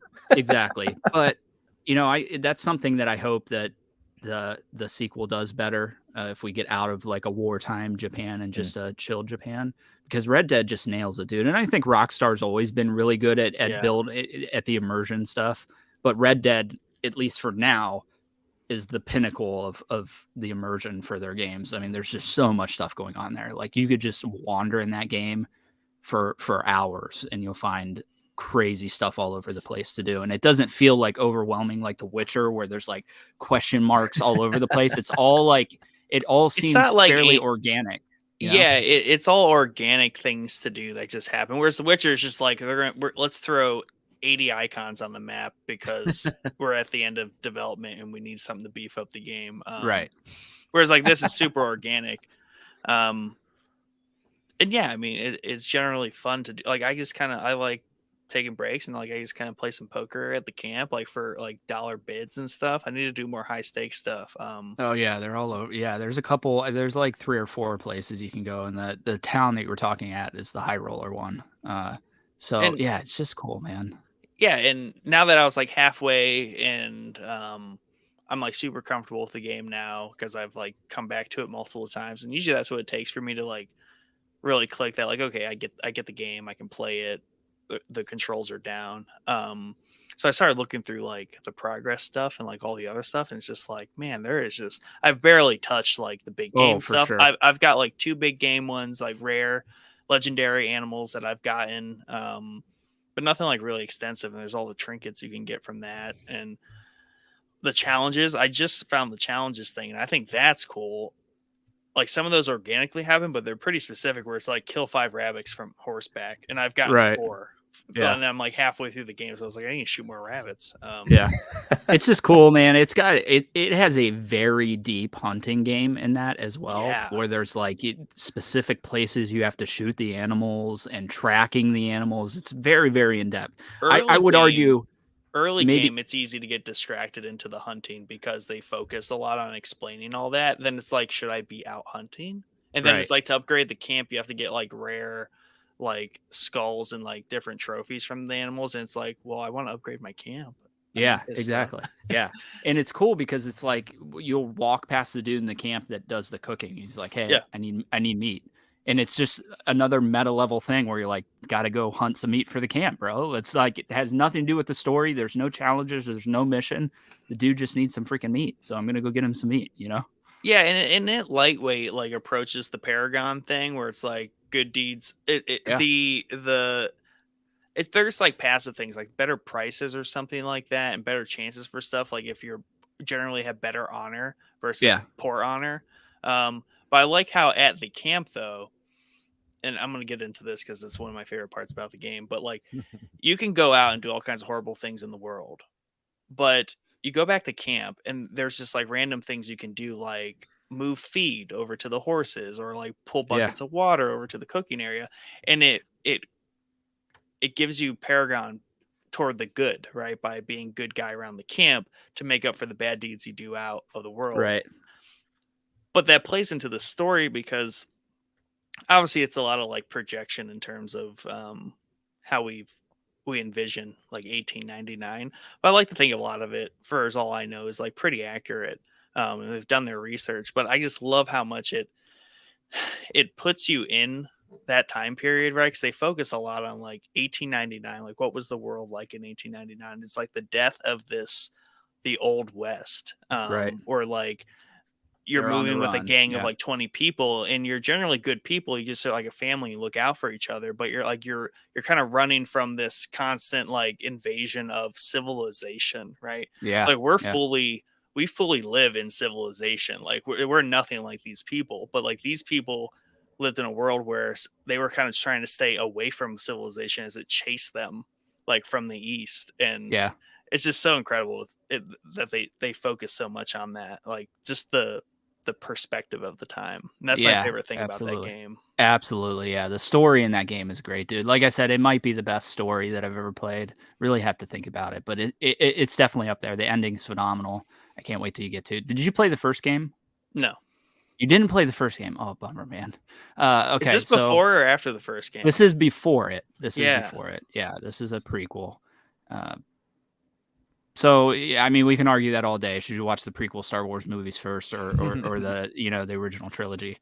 But yeah, I'm excited. I'm excited for you to finish it. The other cool thing in that game is the bounty system. Like, there's been a couple times where I've been like run out of Valentine because I did like some horrific thing to the dude that beat me in poker and was chased out of town. But you can like, and you can't go back there. It's literally hostile to go back into that town until you go and pay your bounty at the like train station or I whatever. saw Strawberries for me after the Strawberry. mission, Maybe like, that's what I'm talking slaughter about. the whole town. Yeah, yeah. So which no, maybe I am thinking Valentine's the one that's just like It's in the middle. classic Wild West. It's got the like saloon in it. Valentine's like straight up mud road Wild West, like, but thinks they're fancy kind of thing. Then you have Rhodes is like the southern town with all the family drama, and then Strawberry's like the mountain town trying to be like big city. Yeah. Did you do the side quests in Rhodes yet with the like the? I did all of Rhodes. Is Rhodes the one that has the like love story where you're bringing the letters? Dude, that storyline's so good, dude. I love. Yeah, the two families, and they're kind of Romeo and Juliet between the two feuding families. Yeah, so good. Those ones are really good. Yeah, and it does such a good job too. Like also like, acting out like the sequences in terms of. They're not just cutscenes. You play most of the game. Like, right. It's very, like, really more so dialogue is just the cutscenes. But, like, all the action is, like, even when you, like, you're searching for someone, you burst into a room, like, you have to be ready to, like, slow-mo shoot either, like, the gun out of their hand, which is that detail, or you shoot them in the head. But, like, those decisions are kind of important. And it's so cool. Yeah, it's definitely cool. I think they learned a lot of that from Grand Theft Auto 5, keeping the player playing the game instead of doing it in a cutscene. Yeah, man, you're making me want to go back and play this. It's like the worst freaking time to go back and play it. Also, Rockstar, like, come on, dude, it needs a PS5 patch. Just like, I like to imagine that these companies just have like, it's like a slider that they have to put on for 60 FPS, and they just refuse to do it. Like, it's just locked at 30 and they won't click the button to allow it to do 60. I'm sure it's more complicated than that, but yeah, it's in desperate need of a PS5 patch because it would be beautiful in 60 FPS. Well, yeah, because I look at it, yeah. and as I'm looking at my library, and I'm like, okay, here are the things I want to play, and like kind of generally what order. Red Dead and Sekiro are the only two that don't have a PS5 patch that are on my like projected like 2-play plan. Sekiro does. You're projected to play. Sekiro, yeah, Sekiro. I don't know if Sekiro. It does, dude. It does. It does. Yeah. It might not. It might not have gotten a patch, but it runs 60 FPS. Oh yeah, sure. But I mean, I want the PS5 badge on the game. Oh yeah, that's what you want. That's what I'm talking about. That's not what you're gonna get now. Those are the only two games that are on my to-do list that are not PS5 badged.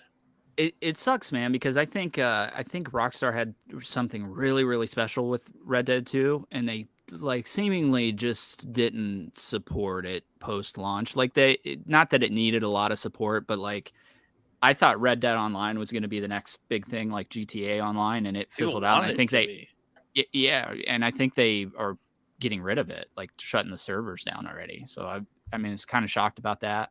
But I get that they probably have all moved on to Grand Theft Auto 6, and it'd like be nice if we could hear something about this fucking game, because it's like, how long? I mean, when did 5 come out? 2000. It came out the day 13. that Brady was born. 13. Yeah. So, like, come on, dude. That 10 years. So 10 years. So here's what they need to do. They need to do a GTA 6, right? But you know how they did like the character swapping? You character swap with another character that's like 100 years prior in the same area, so they can do the like whole Western thing with the modern thing, and it's like a tied story. Like, come on, run with this. Yeah, Yellowstone style prequel. I think that I was hopeful for that going into Grand Theft Auto 6. I wasn't going that far back. I was hopeful, since we're in Miami, a lot of good stuff in Miami happened in the 80s, obviously. Right. So I think that 2 timelines where it's like you're in the same place, like doing the same like part of the city mission, but like different time, different character, maybe like your granddad or like whatever. Like, pick it. I mean, there's got to be something because Rockstar always has a big, so like Grand Theft Auto 5, it was the switching of the characters, 3 different characters, 3 totally different characters, different stories, different environments that they're in. This seemingly only has 2, a male and a female. So I'm like, are they hiding a 3rd character? There's no way they're going back to 2, really. Trevor's back. Trevor's uncle. My hopeful, and we talked about this, but I'm hopeful that 3rd character is a cop or DEA agent or something. There it is. That would be because they're telling a Bonnie and Clyde story. They already said that's what the story's setting up to be. If they have the Bonnie and Clyde that you can play as well as the cop that's chasing them, trying to catch them, come on, bro. That's gonna. It would be a 10 all day. And you do the like multiple time period thing where it's like a family feud over the course of like a century. Yes. The like law family and the outlaw family. Like, come on, we got ideas over here. Yeah, it just seems. I can get behind that. It just seems like they're always they're remake the same big. games all the time because that's better. Right? Yeah, yeah. It And the weird thing is, if you look at the like leaked footage of that game, like a lot, like the cop cars are straight out of Grand Theft Auto 5. Like there's a lot of like reused stuff from Grand Theft Auto. So I'm like, what have they been doing for 10 years? Now, granted, I get they were working on Red Dead, so it wasn't a total 10 years they've been working on this game. But this is an excessive amount of time for a Grand Theft Auto game, bro. I'm sorry. Like Grand Theft Auto 5 was an excessive time, and I don't think it was anything close to 10 years. Like it might have been like 5 or 6 years. So, and nothing yet. Nothing. Radio freaking silence from Rockstar. Like, put a trailer out. They're working on the PS6 version of GTA 5 right it is now. exactly what they're doing. Yeah, this game's never going to see the Red light Dead of day. came out in 2018. 2018. So like even still, it's been 5 years since 5 years. that game came out. Right. So And you it's have 10 to years from assume GTA. Another, you know what I mean? So it's Yeah. like they are right on the cusp of where it's like, all right, guys, like. And you have to assume, at least for like maybe the last year of development on Red Dead, that they were already starting on Grand Theft Auto. So it's been longer. You know, they're not. I'm sure they're not hyper focused on. And it might be different studios, to be honest with you, within Rockstar that do Grand Theft Auto and Red Dead. It might be separate. But I don't know, man. It's just like I get that they don't want to fall into the same trap that Grand Theft Auto 5 did, where they released a trailer way too early for the game, and then it was like multiple years until the game released. But like, give us something, bro. Like, you have to have something. We saw your leaked footage. That game's put together. Give us a trailer, something, teaser, anything. You know, you don't even have to put a release date on it. My hope is that it's like they're finally like just going to be like, oh, here's Grand Theft Auto 6 and it's out today. You can get it. Like that. There are certain games you don't need to build hype for. It's kind of like what happened with 5, though.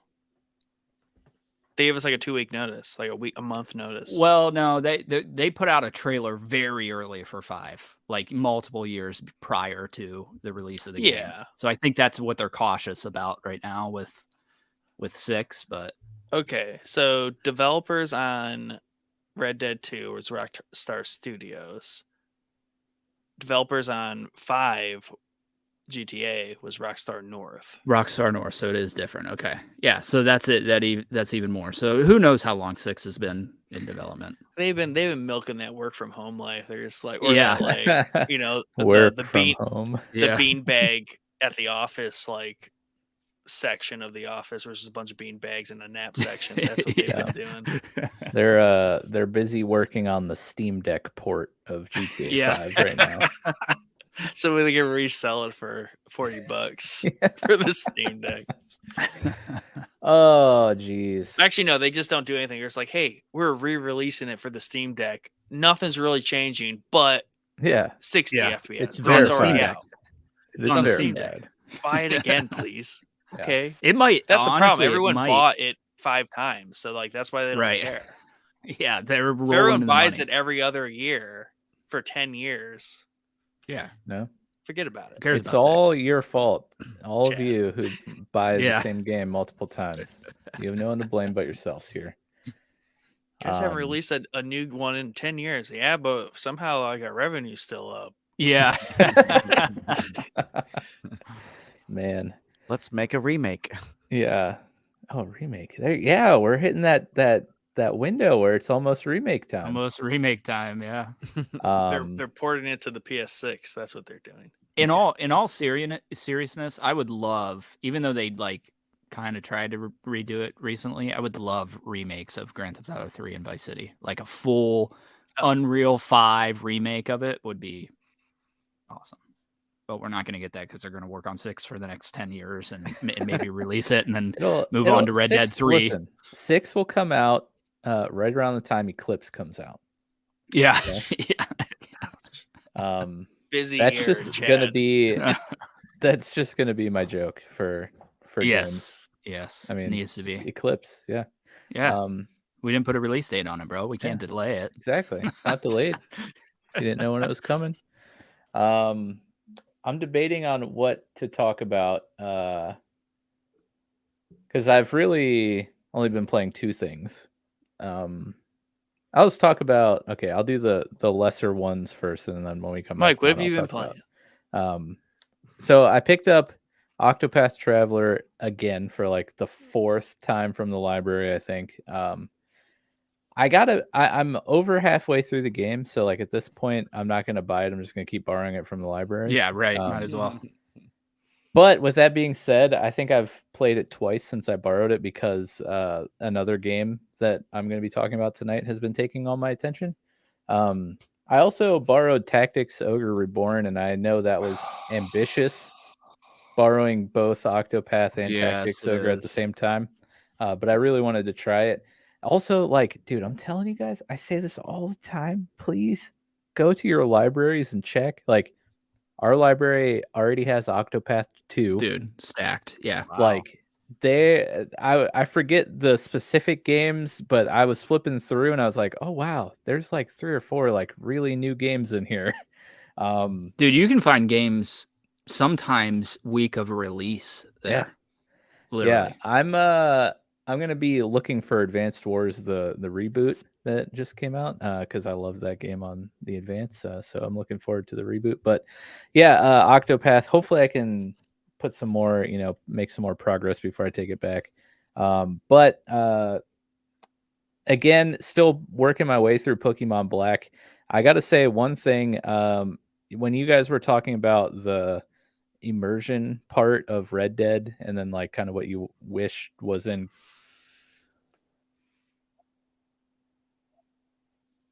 Why?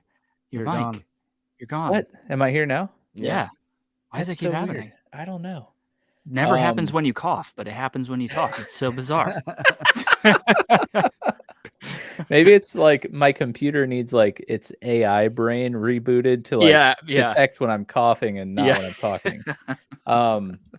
Yeah, so the one cool thing that this Pokemon game does that so far in like the main series, besides like Arceus, hasn't ever really done is really like pay attention to the region that they've introduced in Black. The cities are super cool and like thought out, and I remember walking into one city. One thing I do, I always go in the city and talk to like everybody in the city just in case, because some people give you free Pokemon, you get some items and moves and stuff like that.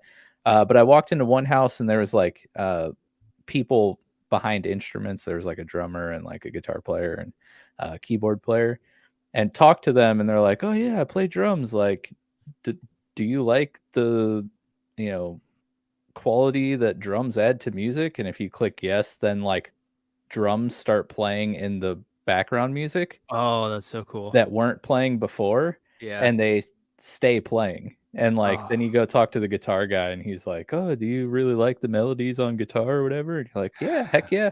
And then like a new guitar line comes into the song that's playing. Little things like that, which are super cool and literally never seen in Pokemon games. What are you playing Black on, an emulator? Yeah, on my old phone, which okay. I got to brag about my technical prowess real quick. I hit a spot in the game where they force you to use the stylus on the bottom 3D, part of the DS. Yeah.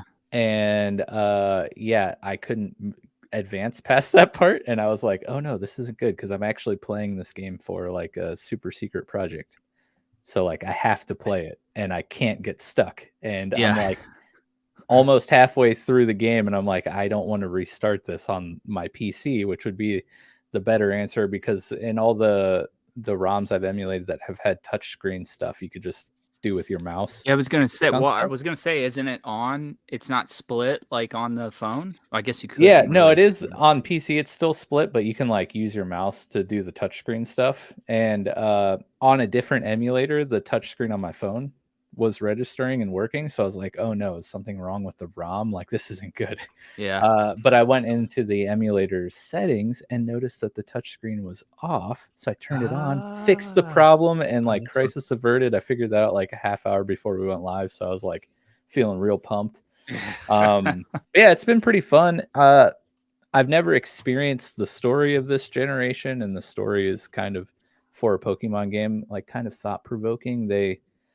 The villainous team tackles the age old question of like, is raising Pokemon like morally right? Like you're capturing animals and forcing them to fight each other. Yeah. And Right. so like their whole goal is like, we want to free all the Pokemon, but then like their motives kind of turn into really dumb, because really they're just like stealing Pokemon, which is what they're trying to prevent people from stealing Pokemon out of the wild. But yeah, interesting story concept. Visually really cool. It was the first Pokemon game on a DS, and it looks really great and runs really great on my phone. We're doing this as a randomized ROM, so all the Pokemon encounters are completely random from what you would normally get in the normal game. So like starting Pokemon are spawning in routes, and Pokemon that aren't typically in the game are spawning because the way we set it up.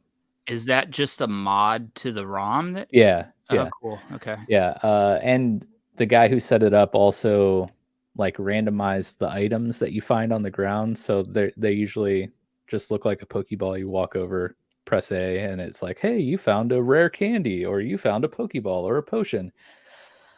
Well, all those items are randomized. So like we could walk up and like find a Master Ball, which is like, the holy grail of Pokemon items. So it's been interesting to just like walk up and find like super random cool items really early on.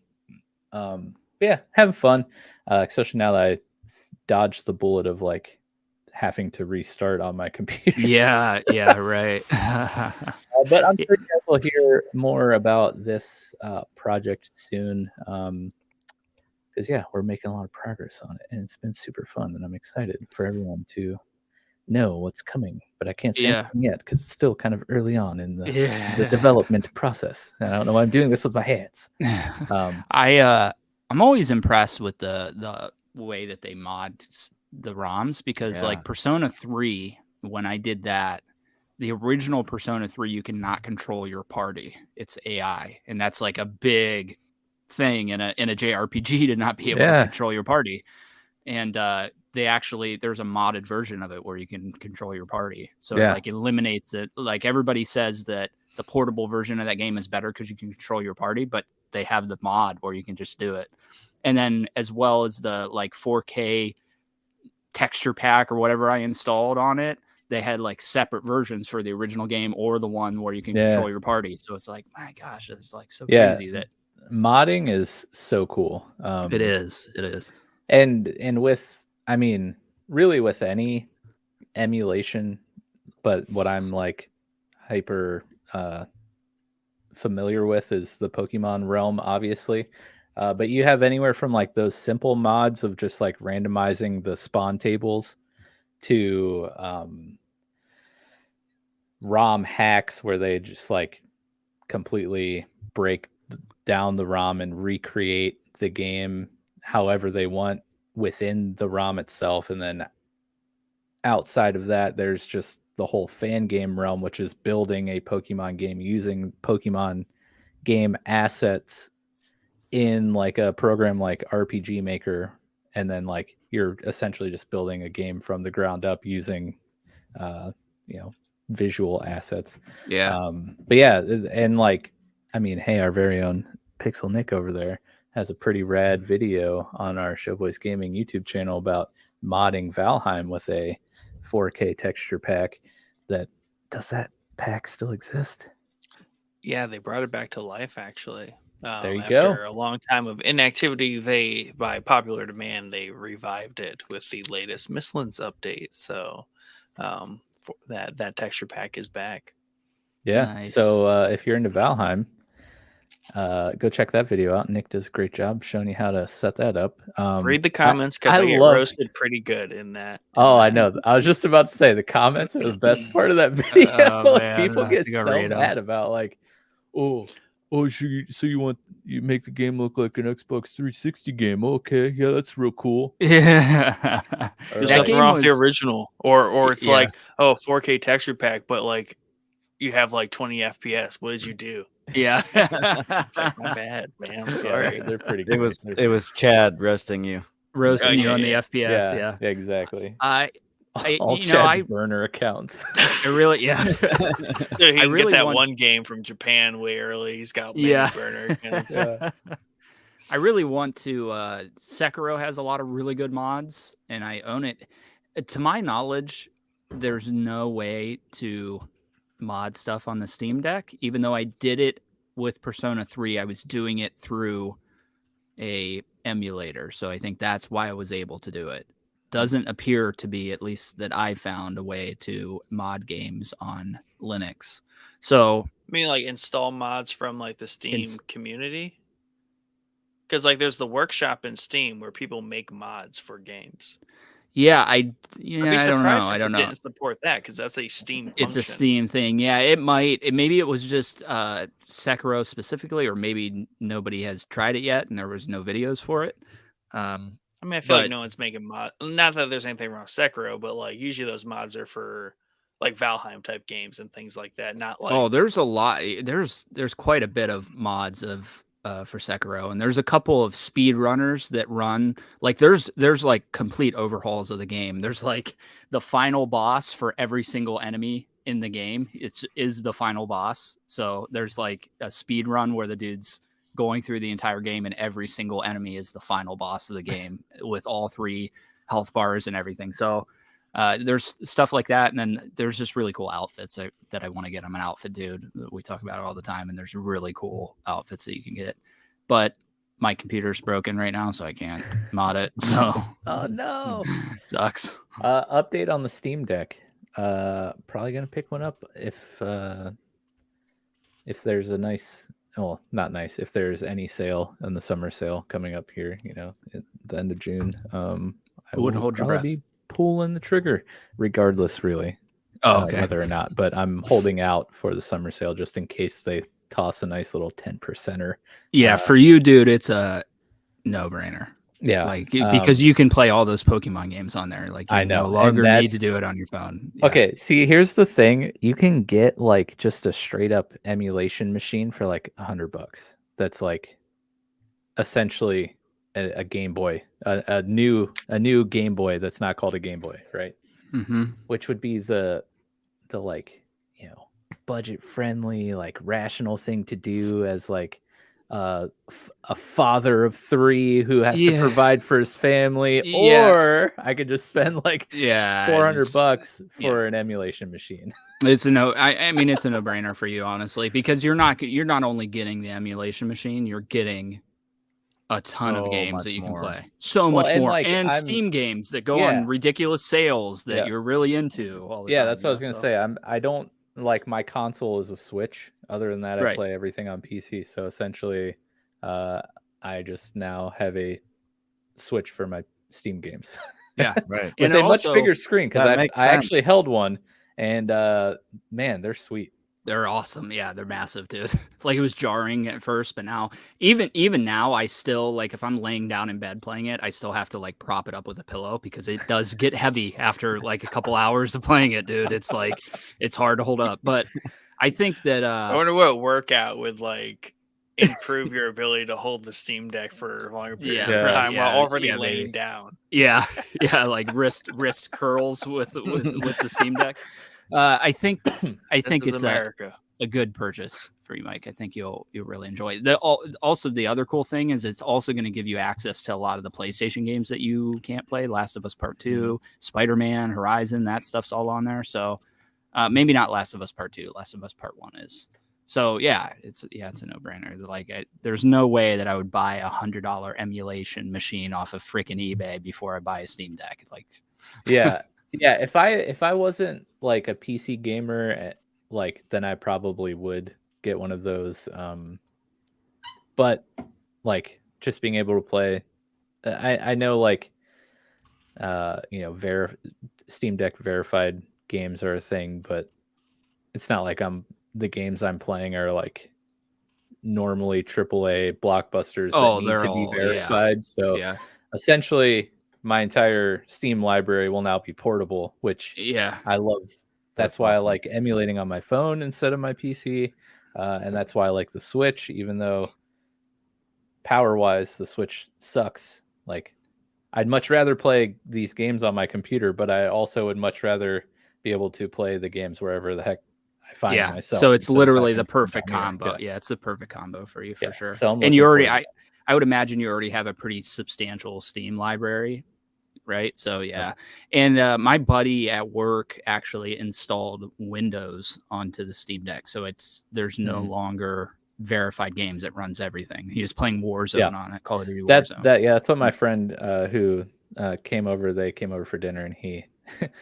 I didn't ask him to bring it. He just had it. Maybe he had a sneaking suspicion that I would talk about it, but he had it, and he's like, yeah. And he like showed the desktop mode as he was like looking for something. I was like, it's like perfect. He's like, yeah, essentially this gets around, like, this will let it play anything.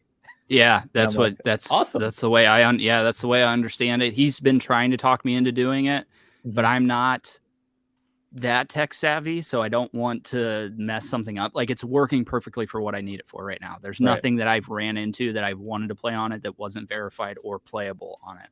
So maybe when I cross that bridge down the road, I might think about putting Windows on it. But for right now, I don't have a need. And it does seem like it does maybe hinder the performance of the games a little bit. I think that's the purpose of having Linux on it, is there's just not a lot of stuff running in the background versus Windows. Yeah. So, yeah, we'll see. I don't have a need for it now, but. Dad, you actually playing something, or do you want to talk about another game you're looking forward to? I will actually talk about a game that I played and beat. Hey, nice. Whoa. Completed? Yes. Well, the story, yes, but there's a whole bunch of other stuff you can do. What an interesting term. We say we beat a game, but what does that mean? Why do we say we beat a game? Like, you beat it, defeated it, won. Such a fighting culture. Yeah, it's just a violent way to say it. Yeah, I beat it to it. I finished the game. I completed it. Yeah, I beat the shit out of it. Gladiator style. So yeah, I played Mario Odyssey. Oh, nice. So I took the kids to go see Mario a couple weekends ago. How was it? I freaking loved it. Yeah, that's what I keep hearing. It scratched the nostalgia itch all over, so it was perfect. Nice. A lot of nods to our childhoods. Even the sounds, like his jumping sounds, hitting stuff, whatever. Oh, dude, it was so good. And I wasn't even like really thrown off by Chris Pratt as Mario, which I wasn't sure at first. Yeah, but it didn't really bother me that much, because once I got into it, I'm like, dude, this is freaking awesome. Yeah. Like, I was definitely worried about it, because I thought it was going to have the same like Detective Pikachu Ryan Reynolds vibe, where it's like just Deadpool. Yeah. Deadpool's voice on Pikachu, I mean, it is Chris Pratt, obviously, but it's not so bad that I'm like, oh, I can't watch this. It's not. Yeah. Funny or cool nod though. They had the original voice actor of Mario in like the very beginning, playing like an old arcade Donkey Kong game. Oh, that's cool. while Mario's there too. So I thought Yeah, that was a cool nod to the voice actor. I forget what his name is. So anyway, yeah, it was good. A little nod at the very, very end. They had 2 post-credit scenes, which was kind of weird, but kind of cool at the same time. Yeah, it's the thing to do now, you know. They had a very cool nod to a very cool character that I don't want to spoil. But yeah, it was good. Kids loved it. I loved it. I felt like a kid again, so I had to obviously play Super Mario Odyssey, which is a different take on Mario. I mean, I don't know if you guys have played it or not, but I played a little. I didn't beat it, but I've played a good chunk of it. Yeah. Actually, I have no opinion on Chris Pratt. Just felt like thumbs downing that. Funny thing about that is like he actually did try to do an Italian accent, and the producer was like, "No, you can't. you can't. You can't." Don't you think they would have? I don't know. Somebody did that in the audition. Yeah, right. Like, oh, you can't actually sound like Mario. Yeah. This probably isn't for you. However, there was Mario and Luigi had a plumbing commercial before they get taken to the other world. And in the commercial, he did an Italian accent. And it didn't sound bad. Like it was over dramatic and over the top, but it was still pretty, it was okay. But like I said, it was I was able to enjoy it for what it was. But yeah, anyway, so Mario Odyssey, there's like this kingdom of cats or whatever, and they're basically like little ghosts that possess things. And Mario has a run-in with this cat, and you can throw it, do cool little parkour things with it, take over Goombas, possess Goombas, basically every character that's in the game. You can be a bomb, fly around and blow up bricks, but you don't die, which is good. I really enjoyed it. I did finish the story. However, there's a lot more to it. Like there's a lot more like extra stuff you can do. He said Joe says Chris Pratt said he studied for the part by cashing his Nintendo check. Yeah. Classic Joe. Basically. But yeah, there's like you collect moons, and there's like a total of 999 moons that you can collect, as opposed to like the traditional 120 stars. I'm not going to do that. Yeah, right. So basically the kids left their Switch here, so I played it or stole it, whatever, and played some cool games on the Switch and played Mario Odyssey. Good nostalgia for me, and it's good. It's good. It's good. Yeah, fun. It's definitely fun. I don't know. I was after Breath of the Wild. I was kind of trying to find. Thanks, man. I appreciate it. It's still up there.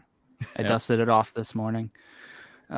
So I think after Breath of the Wild, I was like looking for another game similar to it, and that was like the only thing that was somewhat remotely close to it. So I don't know. I couldn't get into it really. I've never been a big Mario guy. I didn't have Nintendo consoles growing up. That's probably why. So, maybe a lot of the nostalgic stuff that's in the movie and in the game's really not going to land for me too much. Right. Yeah, probably won't. But I don't know. You should definitely check out Breath of the Wild though, if you haven't already. Yes, because it's very, very good. Zelda games. Yeah, dude, it's really, really good, and Tears of the Kingdom looks freaking phenomenal, and I can't wait. And I know everybody, like the kids, are excited for it too. Like my youngest son is watching the trailers every day. It's like adorable. So yeah, it's fun. I mean, the Switch is a good like relaxing, like just kick back and And that's what Breath of the Wild is, dude. It's like the coolest sandbox open world, and they have like really elevated that in Tears of the Kingdom. Like it looks like it's going to be insane the amount of stuff that you can do in the game. So And I always loved the boss fights from Zelda. yeah. Yeah. So good. So much fun. Yeah. Yeah. Definitely. So yeah, that's what I've been playing. Nice. I haven't really been a Mario guy since like I don't know. I was a wee lad back playing like Super Mario Bros. 3 or something on the SNES. But I will say, not your traditional Mario game, but Mario and Rabbids, like that game was awesome. That looked fun. Yeah, that's what I hear. Yeah. And I really, really want to try Sparks of Hope. But again, hey, I mean, it's been on sale for half off quite a few times already, but Not enough for Mike. Not enough not for Mike. $12. It's not 12. Not $12. Go on now. I'll probably grab that at the library at some point. Let's also be real. Yeah, Chad. Yes. What else do you want to talk about? How many other games do you guys have? I have one. Dad, Nick? It depends on It depends where we land time wise. Okay. Chad's like, all right, let me scratch these 6 off my list. No, I only have two. I only have 2 more. I'm just trying to decide. Talk about the best how I one. play. Yeah, well, I want to talk. I want to talk about one specifically, and it's Callisto Protocol, and this is the spiritual successor to Dead Space. After I finished the remake of Dead Space, I was obviously still had the itch for something along those lines. Didn't know that Dead Space 2 existed on the Steam Deck yet. And Callisto Protocol kept popping up and it was on sale. So I was like, I did not hear good things about this game at all. Right. So I was like, whatever. It was cheap. It was like $20 or something. So I was like, whatever, I'll dive into it. And I played a good portion. I played maybe like 7 hours of it. And I don't know, man. It's kind of a mixed bag for me because it's one of the most beautifully graphical games I've ever played in my life. Like some of the scenes in this game are freaking breathtaking. So Wow. it takes place on a prison on Callisto, the moon of Jupiter, and there's a portion where you get outside of this prison and you can see Jupiter in the background. Dude, it's freaking breathtaking. It's one of the coolest scenes I've ever seen in a game. The problem I have with the game is that the gameplay just really kind of sucks ass. I'm not gonna lie. They took Dead Space, which is a shooter. Okay, now granted, this has no tie to Dead Space. It's made by Glenn Schofield, I think his name is, who is the co-creator of the original Dead Space. Yeah. He's the one in that video that I posted in Discord where he's talking about making several scenes from the original game. That they took a spiritual successor to Dead Space, which is a shooter, and turned it into a melee game. And that's what I mean, a good portion. There are guns in the game, but ammo is like so hard to come by that they're virtually useless. So the most of your combat is with like a stun, but like electric baton that you get in the prison. And I don't know, dude, it just doesn't feel good. I don't know how to explain it. There's a dodge system in it, and the dodging is literally holding the left analog stick left or right, the same one you move the character with, and just holding it. You don't have to time it or anything. You just hold it as somebody's swinging at you and he'll dodge. Now, the only thing you have to do is you can't dodge like left. You have to do left or right, go back. That's the only, but there's no timing. It feels terrible. So a lot of the encounters in the game become very repetitive very quickly. And also on top of that, they took the really cool badass monsters from Dead Space and turned them into like space zombies, essentially. And there's a lot of like nods to, I think, or like, how do I want to say it? They took some things from The Last of Us. There's like deaf enemies that are blind enemies in the game, very, very clicker-esque that you meet later on in the game. But the cool thing about the clickers was they could hear really well. These things are blind, but also completely deaf.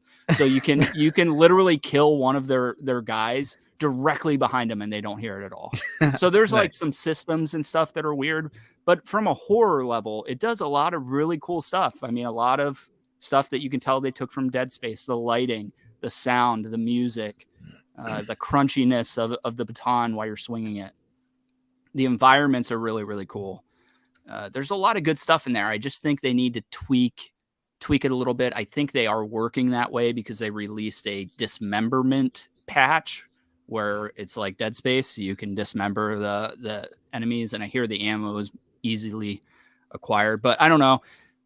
It's like a freaking 5 for me, and I wanted so badly to like it, and it just didn't hook me, and that's what eventually led me to my final game. But you guys go around and I'll talk about my final game. I forgot to ask you this during your Dead Space talk, but did you get around to watching Gingy's video on Dead Space? Not yet. I need to.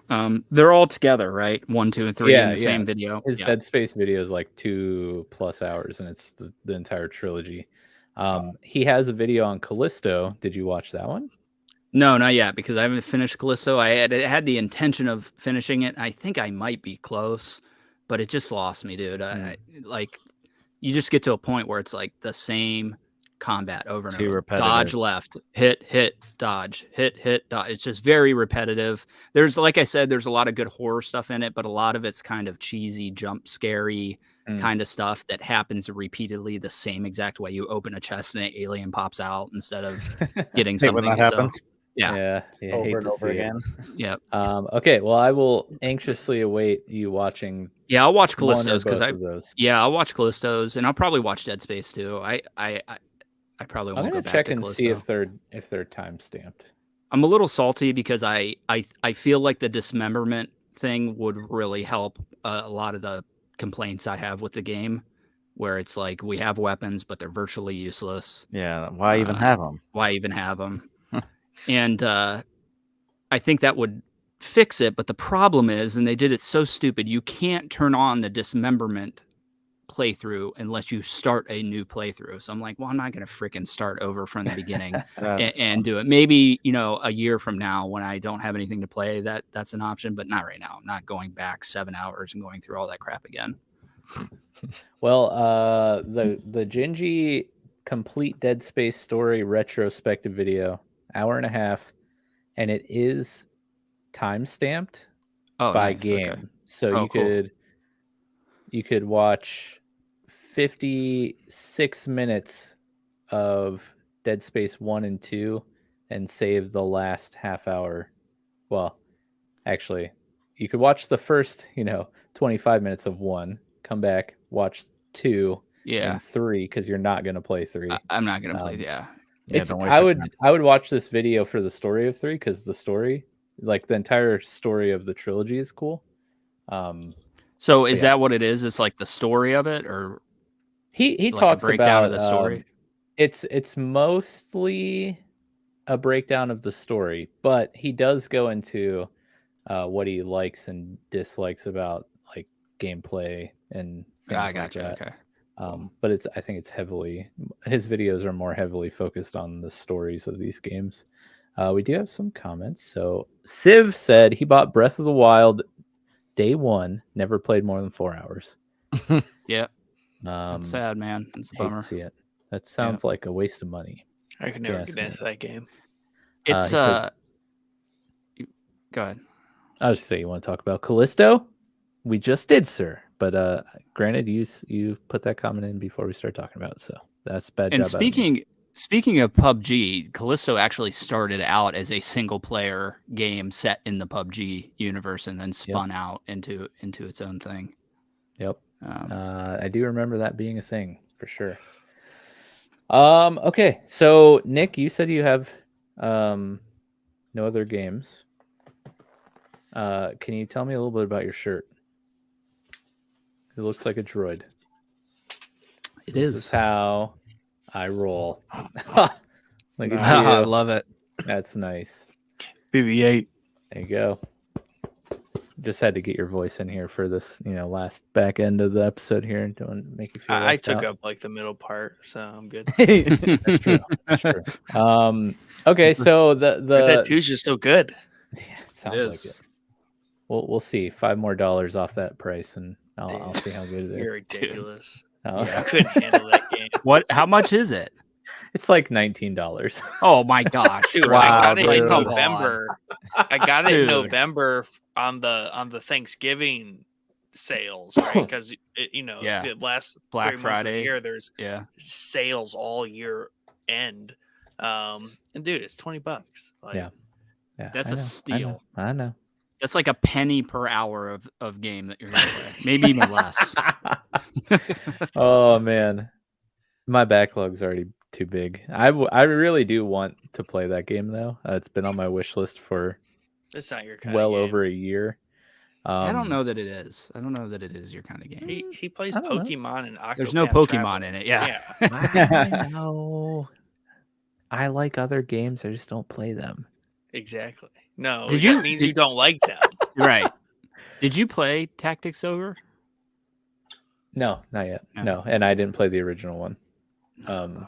The whole turn-based tactic thing is like a new thing.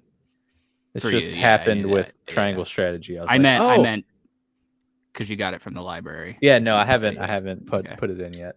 But yeah, Triangle Strategy like Set it awoke off. Yeah. me to this beautiful world of turn-based tactics.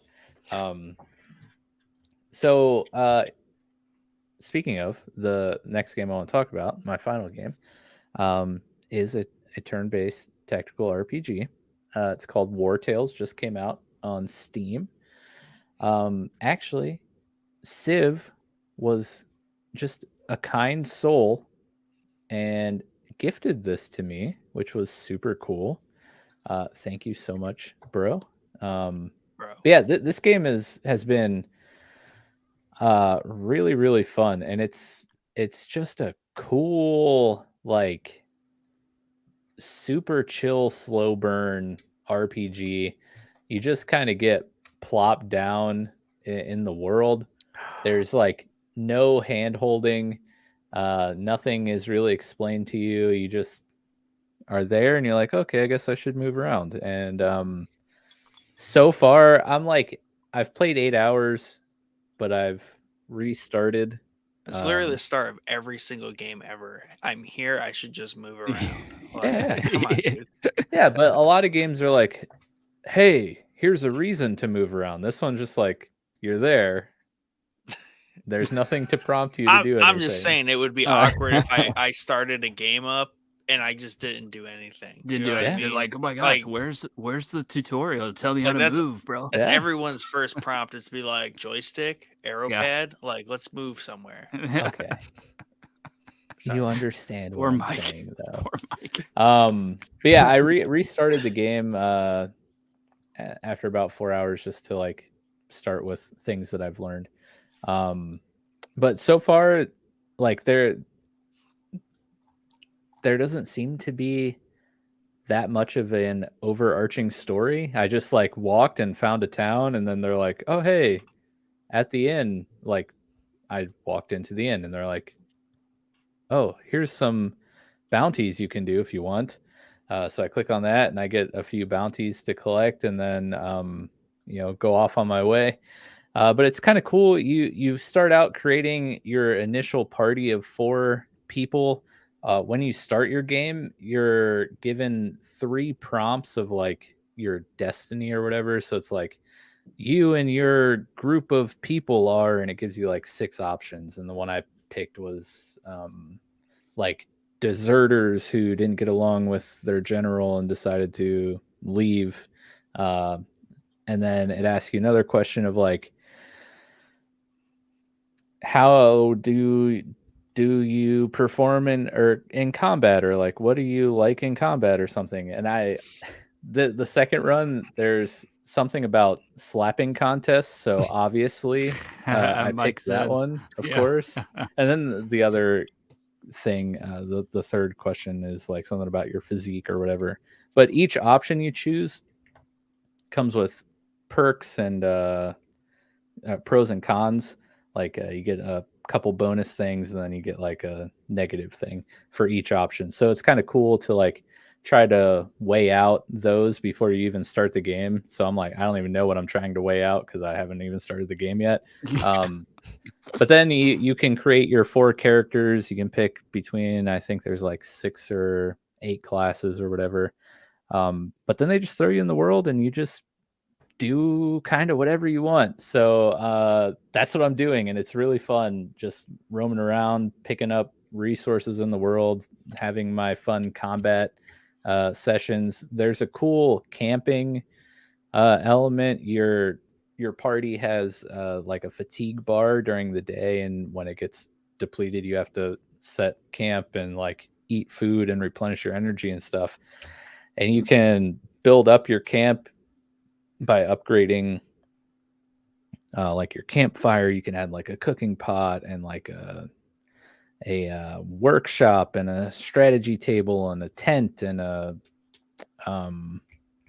shoot, I forget what they call it, but like where you can like tie up your pony or whatever. Wartales. Wartales. Yeah. So I'm just having fun, leveling up my professions, building up my camp, improving my camp, learning some skills. Like I'm going the darkest dungeon route where I'm naming people that I recruit after people from Discord and then tagging them. And like Darkest Dungeon, this is permadeath. So when these characters die, they're dead for good. Yeah. Oh, no. So sadly, in my first run in the first game, Biosiv died. And the cool thing is when your characters die, like you have their corpses like still with you. So you have to bury them. Oh man. And like so cool. You bury them and it leaves like a little grave spot and it lets you type something. So when you hover your mouse over it, it like shows whatever you type about that person. Oh, it's so good. So it was super cool. What is it like a top-down Diablo style or what? Yeah, kind of. Yeah, it's a top-down view. You just click to where you want your party to go. They'll move there. Then once you get into combat, it's still top-down, but it's that XCOM triangle strategy type Grid tactical style combat. tactical combat. The combat so far, it's pretty cool. I don't know how deep it is yet, but there's things of like doing more damage if you're attacking from behind. When you attack somebody, you're engaged in combat, so if either character tries to move after they're engaged, their opponent can get an attack of opportunity against them. So their strategy of like, making sure your tanks are engaging somebody or engaging like a ranged character so they can't use their range stuff and they're like literally stuck by you and have to punch you instead of using their bow or whatever. That's cool. I like the RPG elements. The skill trees seem kind of cool. They don't seem incredibly deep at this moment, but again, I'm like only a couple hours in. It's fun though. It's just one of those like chill. I want to get on and just like I want to work on upgrading my campsite or whatever. So I'm just gonna walk around and try to find some iron ore and some wood or whatever, and then like whatever happens. We'll see where it goes. Yeah. That's so cool, man. You don't get a lot of games like that, and I think that is why a large portion of the Zelda fan base do not like Breath of the Wild, because Breath of the Wild is like that. It literally drops you in the world, and you can immediately go and fight the final boss. Right. Like there's no Right. hyper focused Zelda story where it's taking you down a path of dungeons and everything. You literally can go anywhere and do anything in any order. And that either lands with some people or doesn't land with some people. It really landed for me. Like that was really cool, you know? So yeah, and that's what I was saying. Like when they plop you in, there is no prompt for anything. It's not like, hey, you should go, this town is looking for mercenaries or whatever. It's like, nope, you're just there. And if you don't decide to click because you're waiting for a pop-up to be like, you should go here, you're just gonna sit there. One cool thing, I like the the picking of the options for your destiny before you start your game, I think that's pretty cool because it kind of in your mind builds a backstory for your characters. Of course, I like the permadeath and like, because like you guys were talking about with your horses in Red Dead, like Yeah. you get real attached to your like, Yeah.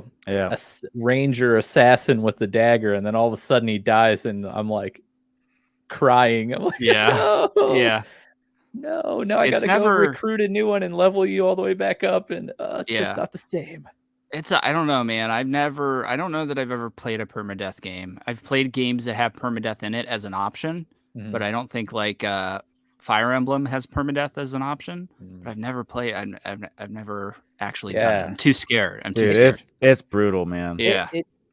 It makes you get invested in the characters, which is why I like it. But at the same time, when they die, like it really does, like it's like a punch to the stomach for real. Yeah. And then it like makes it. I love naming the characters after people from Discord and then telling them about it. Yeah. Because for me, it just adds another layer of like, I don't want to let like in Darkest Dungeon, like I had Rachel's Holiday as one of my characters. I'm like, I don't want to let Rachel down. I can't let her die. But yeah, I love it though, because like you start out with like a pony that essentially is like your pack mule, but they come with their own skill trees and they level up too, and eventually if you choose one tree, they can like be in combat with you and actually like participate in the fights, or you can level it up as like a pack mule and just get a bunch of carry capacity. So of course I named my pony after Bim. Shout out, that's what you get for top tier patron, you get to be my pony in Wartales.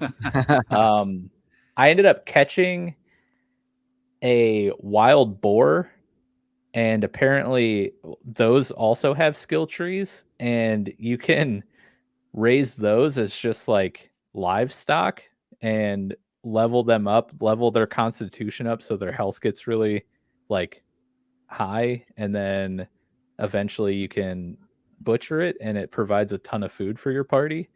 So I like all these like just little small things that play into like the survival aspect, and like everything so far that you bring into your party can be leveled up and has a skill tree, which is pretty cool. Oh, that's cool. I'm looking at the videos of it on Steam. It looks really cool. Yeah. What did you pay for it?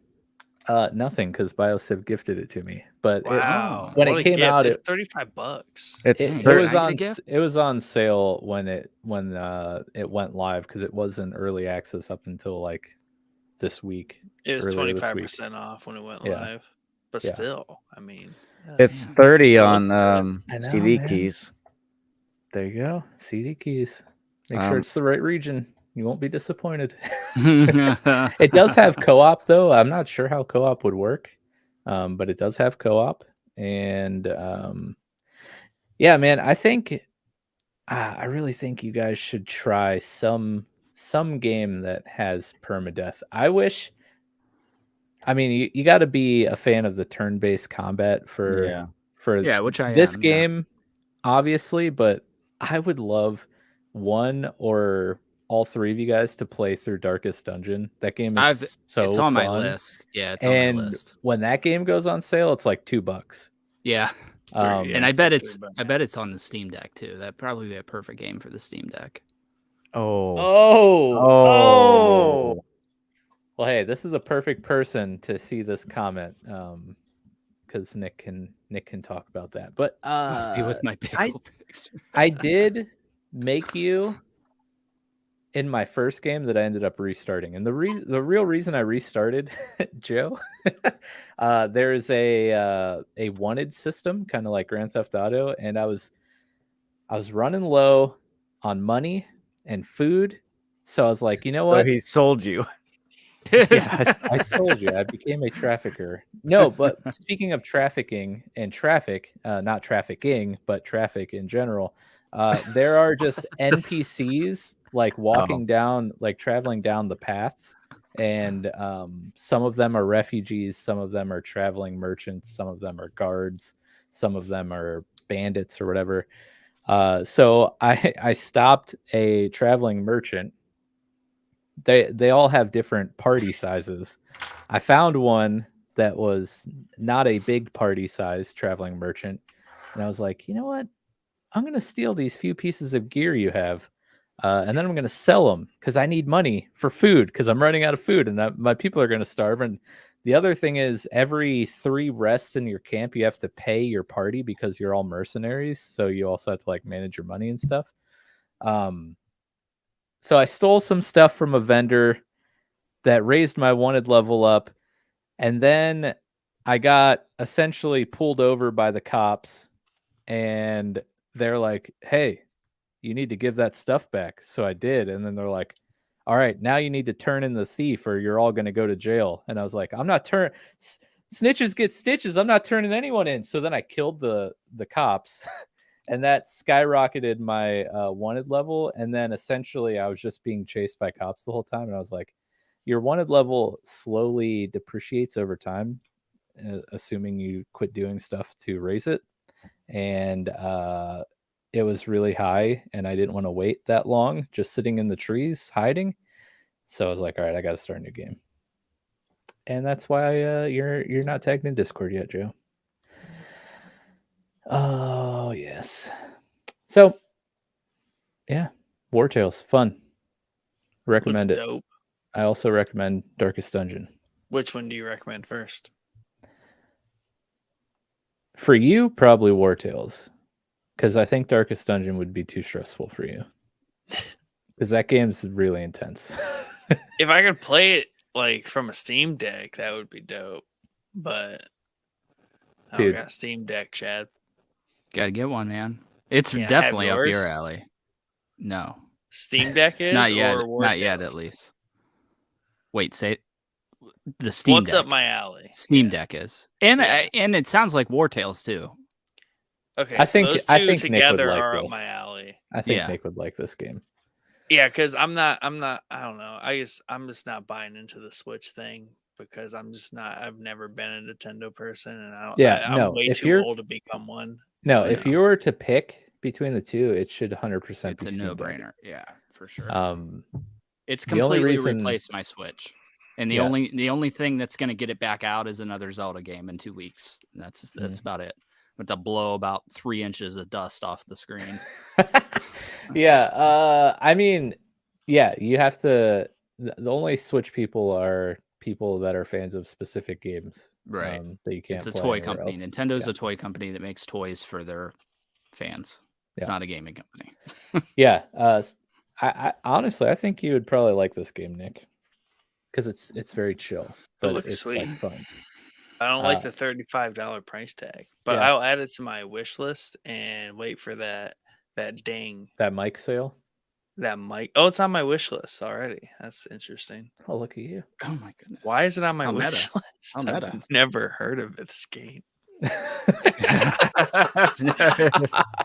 I may or The may not have hacked your Steam Steam bot was account and like- added it for Yeah. you. You probably saw him posting stuff about it this week and looked it up at some point and just forget about it.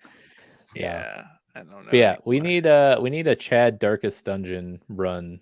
Soon, Yeah. because I want to hear your experience of that game. Because that's Yeah, Can it's- Chad and I it looks co-op good. one? Darkest I don't think Dungeon. it's co-op. Yeah. No, that's not a co-op game. Oh, that would. I If feel you like that got would be this, funny. we could. You and I could co-op Wartales? this somehow. I think the deal was with me, not you, but I it's, know. we're splitting hairs at this point. Yeah. But yeah, that was my last game. I'm enjoying it. I'm gonna play it a lot more. That's for sure. Dad, do you have any other ones? As you're taking a drink of water, that's a perfectly timed question. Did that on purpose. I started playing this game on the Switch called Greek. Oh yeah. It's a platformer. It looks cool. It's got like hand-drawn graphics, Oh, cool. Yeah. but like you can really tell with the characters, but like the environment looks amazing. Like Hollow Knight mixed with Ori, like those types of games. Dude, Speaking of Hollow Knight, my youngest son has started playing Hollow Knight and has become very obsessed with it. Yeah, I had And to it's stop playing. Dude, it's hard. I it's played very- a little bit of it the other day. He wanted me to play. It's hard, bro. I And rage quit a few times. Yeah, and I consider myself very good at those old school Metroidvania side-scrolling style games, dude. And it's like Dark Souls level of difficult. And they're so much fun. Like, Yeah. And the story's good on Hollow Knight. But in Greek, you actually play as 3 siblings. You start as the older one, the older brother, and then you can play as each sibling, and they all have like different powers. But the older sibling is more like just a straight up fighter, and he has a bow, which is really cool. But there's really other like cool elements of the game, like you can cook, like you can gather food, and you can do different quests for other NPCs. Like you had to gather rope to help build a boat. Rope. I didn't get very far in it, but it's very, very fun. Dude, it sounds like if I closed my eyes and didn't listen to it, it sounds like you were talking about Breath of the Wild there for a second. The cooking and gathering stuff. It looks really cool. The graphics are awesome on it. Yeah. It's like on a pretty big mic sale right now too. Yeah. Oh, buddy. What, like $2? $2? Yeah. $2. You really can't beat that. So I'm gonna basically have to steal the Switch for another 2 weeks. Is it a side scroller? Yeah, it's like, is it 2D like Hollow platformer. Knight? Yeah. Hollow Knight? Yeah. Yep. Okay. Might have to show Roman this because he's like really into these games. If he likes Hollow Knight, I think he'd like this game. He does. Yeah, he loves Hollow Knight. He loves the old Mega Man games. Yeah, it's good stuff. Well, that's my last game. Nice, short and sweet. Nice. All right. Bring us home, Chad. All right. My final game is Dead Space 2. Obviously been on quite a Dead Space kick here lately. Holy since crap, I started since I started playing the remake. I have not finished, not even close to finishing Dead Space 2. I unfortunately played like a massive chunk on it the first day I bought it. And I think I dropped in like the Discord in our text or something. I was like, dude, I'm already on like chapter 6. Like I'm flying through this thing. And I was worried that I was going to beat it before Jedi Survivor came out on Friday. So I was like, all right, I should just chill, put it down for a couple of days. And now it's like to the point where it's Thursday. Jedi Survivor comes out tomorrow and I'm nowhere close to beating this game. So I do have a couple things I want to talk about. I think this game holds up really, really well, especially on PC. Like it looks and runs amazing on the Steam Deck. It's playable, not verified, but the only reason for that is literally because you have to hit the Steam and the X button to pull up a keyboard at one point at the beginning of the game to put in your EA stuff. That's the only reason. That makes it not verified. Little things like that. Yep, little things like that. If there's any hoops you have to jump through, not verified, playable. So know that going in. If you see a game that's playable, it's probably something stupid like that. I do want to say I think the game keeps the horror going really, really well. The enemy types the new enemy types are awesome. Mm-hmm. There's a sequence that I got to earlier today in like a shipping container area where they have these new enemies that like peek around the corners and then run at you. Like when you did, and it was like, it was up there horror wise with The Last of Us Part 2 and the stalkers in The Last of Us Part 2 that I was talking about. So cool, dude. Those enemies are horrifying because they hide from you, but then they pick like the worst times to come sprinting at you. You know what I mean? When you're like reloading or whatever.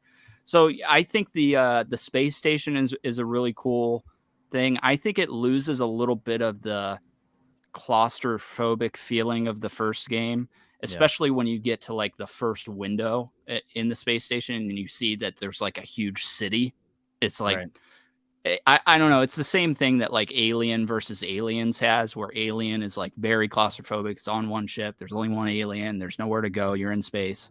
And then Aliens is like on the planet. So it loses a little bit of that horror vibe for me. And I think the same thing is going on with Dead Space. But I like the Isaac's like deteriorating mental health as you're getting like hallucinations and that kind of stuff. There's a lot of like nursery rhyme stuff going on in those visions that you're having. More cult stuff. I think the Church of Unitology in this is so freaking cool, dude. Like that whole sequence is awesome. I was a little underwhelmed with the new weapons. I could have used more new weapons. It makes sense in my head now that we're not on the ship in the middle of space that we would have military weapons on this space station at some point. There are maybe one or two, like a sniper rifle or something like that, but I don't know, dude. I think it holds up really well. I don't even think it needs to be remade, to be honest with you. I think it, even coming off of the remake of 1, this holds up really, really well. Nice. I'll probably beat it maybe sometime. Maybe I'll get around to it. Maybe I'll try to crank through it at work or something. But I'm only like 7 hours in, maybe 5 hours in. I don't know. I'm like chapter 6. So not much else to say. Keep it short and sweet. Till I beat it, at least. Nice. Yeah, what Jeff said, 15 chapters? So you're almost halfway there. Yeah. Chapters. I'm terrible with time, especially if I'm trying to beat something on time for something else. And I just was like, oh, dude, I'm going to beat it too much. And then I'm not going to have anything to play. And just panicked. And then I screwed myself. Way to go. All right. Well, hey, that was a fun episode. Hopefully, if you listeners out there haven't played any of these games, that maybe we added some stuff to your backlogs. If you have played these games, let us know what you thought of them. You can leave a comment here on the video after we go live, or you can join our Discord. Let us know there. You can find all the handy links wherever you want to reach us at, or listen to us at showboysmedia.com. And again, you should check out our Patreon, patreon.com/showboyspodcast. You guys got anything else you want to say before we get out of here? Have you guys seen the Dead Space movies, the animated movies? Any of you? No? Mm-mm. Okay. That's it. All right. Maybe I'll do that sometime. Yeah, they're prequels to the first game, prequel to the second game. Oh, interesting. Nice. Yeah, make sure you subscribe here because we're still trying to give away a Nintendo Switch. For those of you who like Nintendo games, it's perfect for that. I'm not playing much else. The crap out of it. Yeah. I love that we talk like mad shit about the Switch every episode in Nintendo, and we're giving away a Switch. I mean, hey, listen, if you're a fan of Nintendo games, like the Switch is great. It is. But if you're not a fan of Nintendo games, you should probably just buy a Steam Deck if you're looking for portability. But that doesn't mean you shouldn't subscribe, because you're not buying the Switch. You could win it for free. And who doesn't like free stuff? I'm going to try and win it. Me too. So yeah, make sure you do that. Subscribe. Tell your friends to subscribe. We need to hit 1,000 subs so we can give this thing away. Until next time, you guys have a wonderful night. Play some cool games and watch some cool shows and movies. I'm staying up till 2. 2? For what? Playing Red Dead. Red Dead. Just living your cowboy dream, bro. Oh, yeah.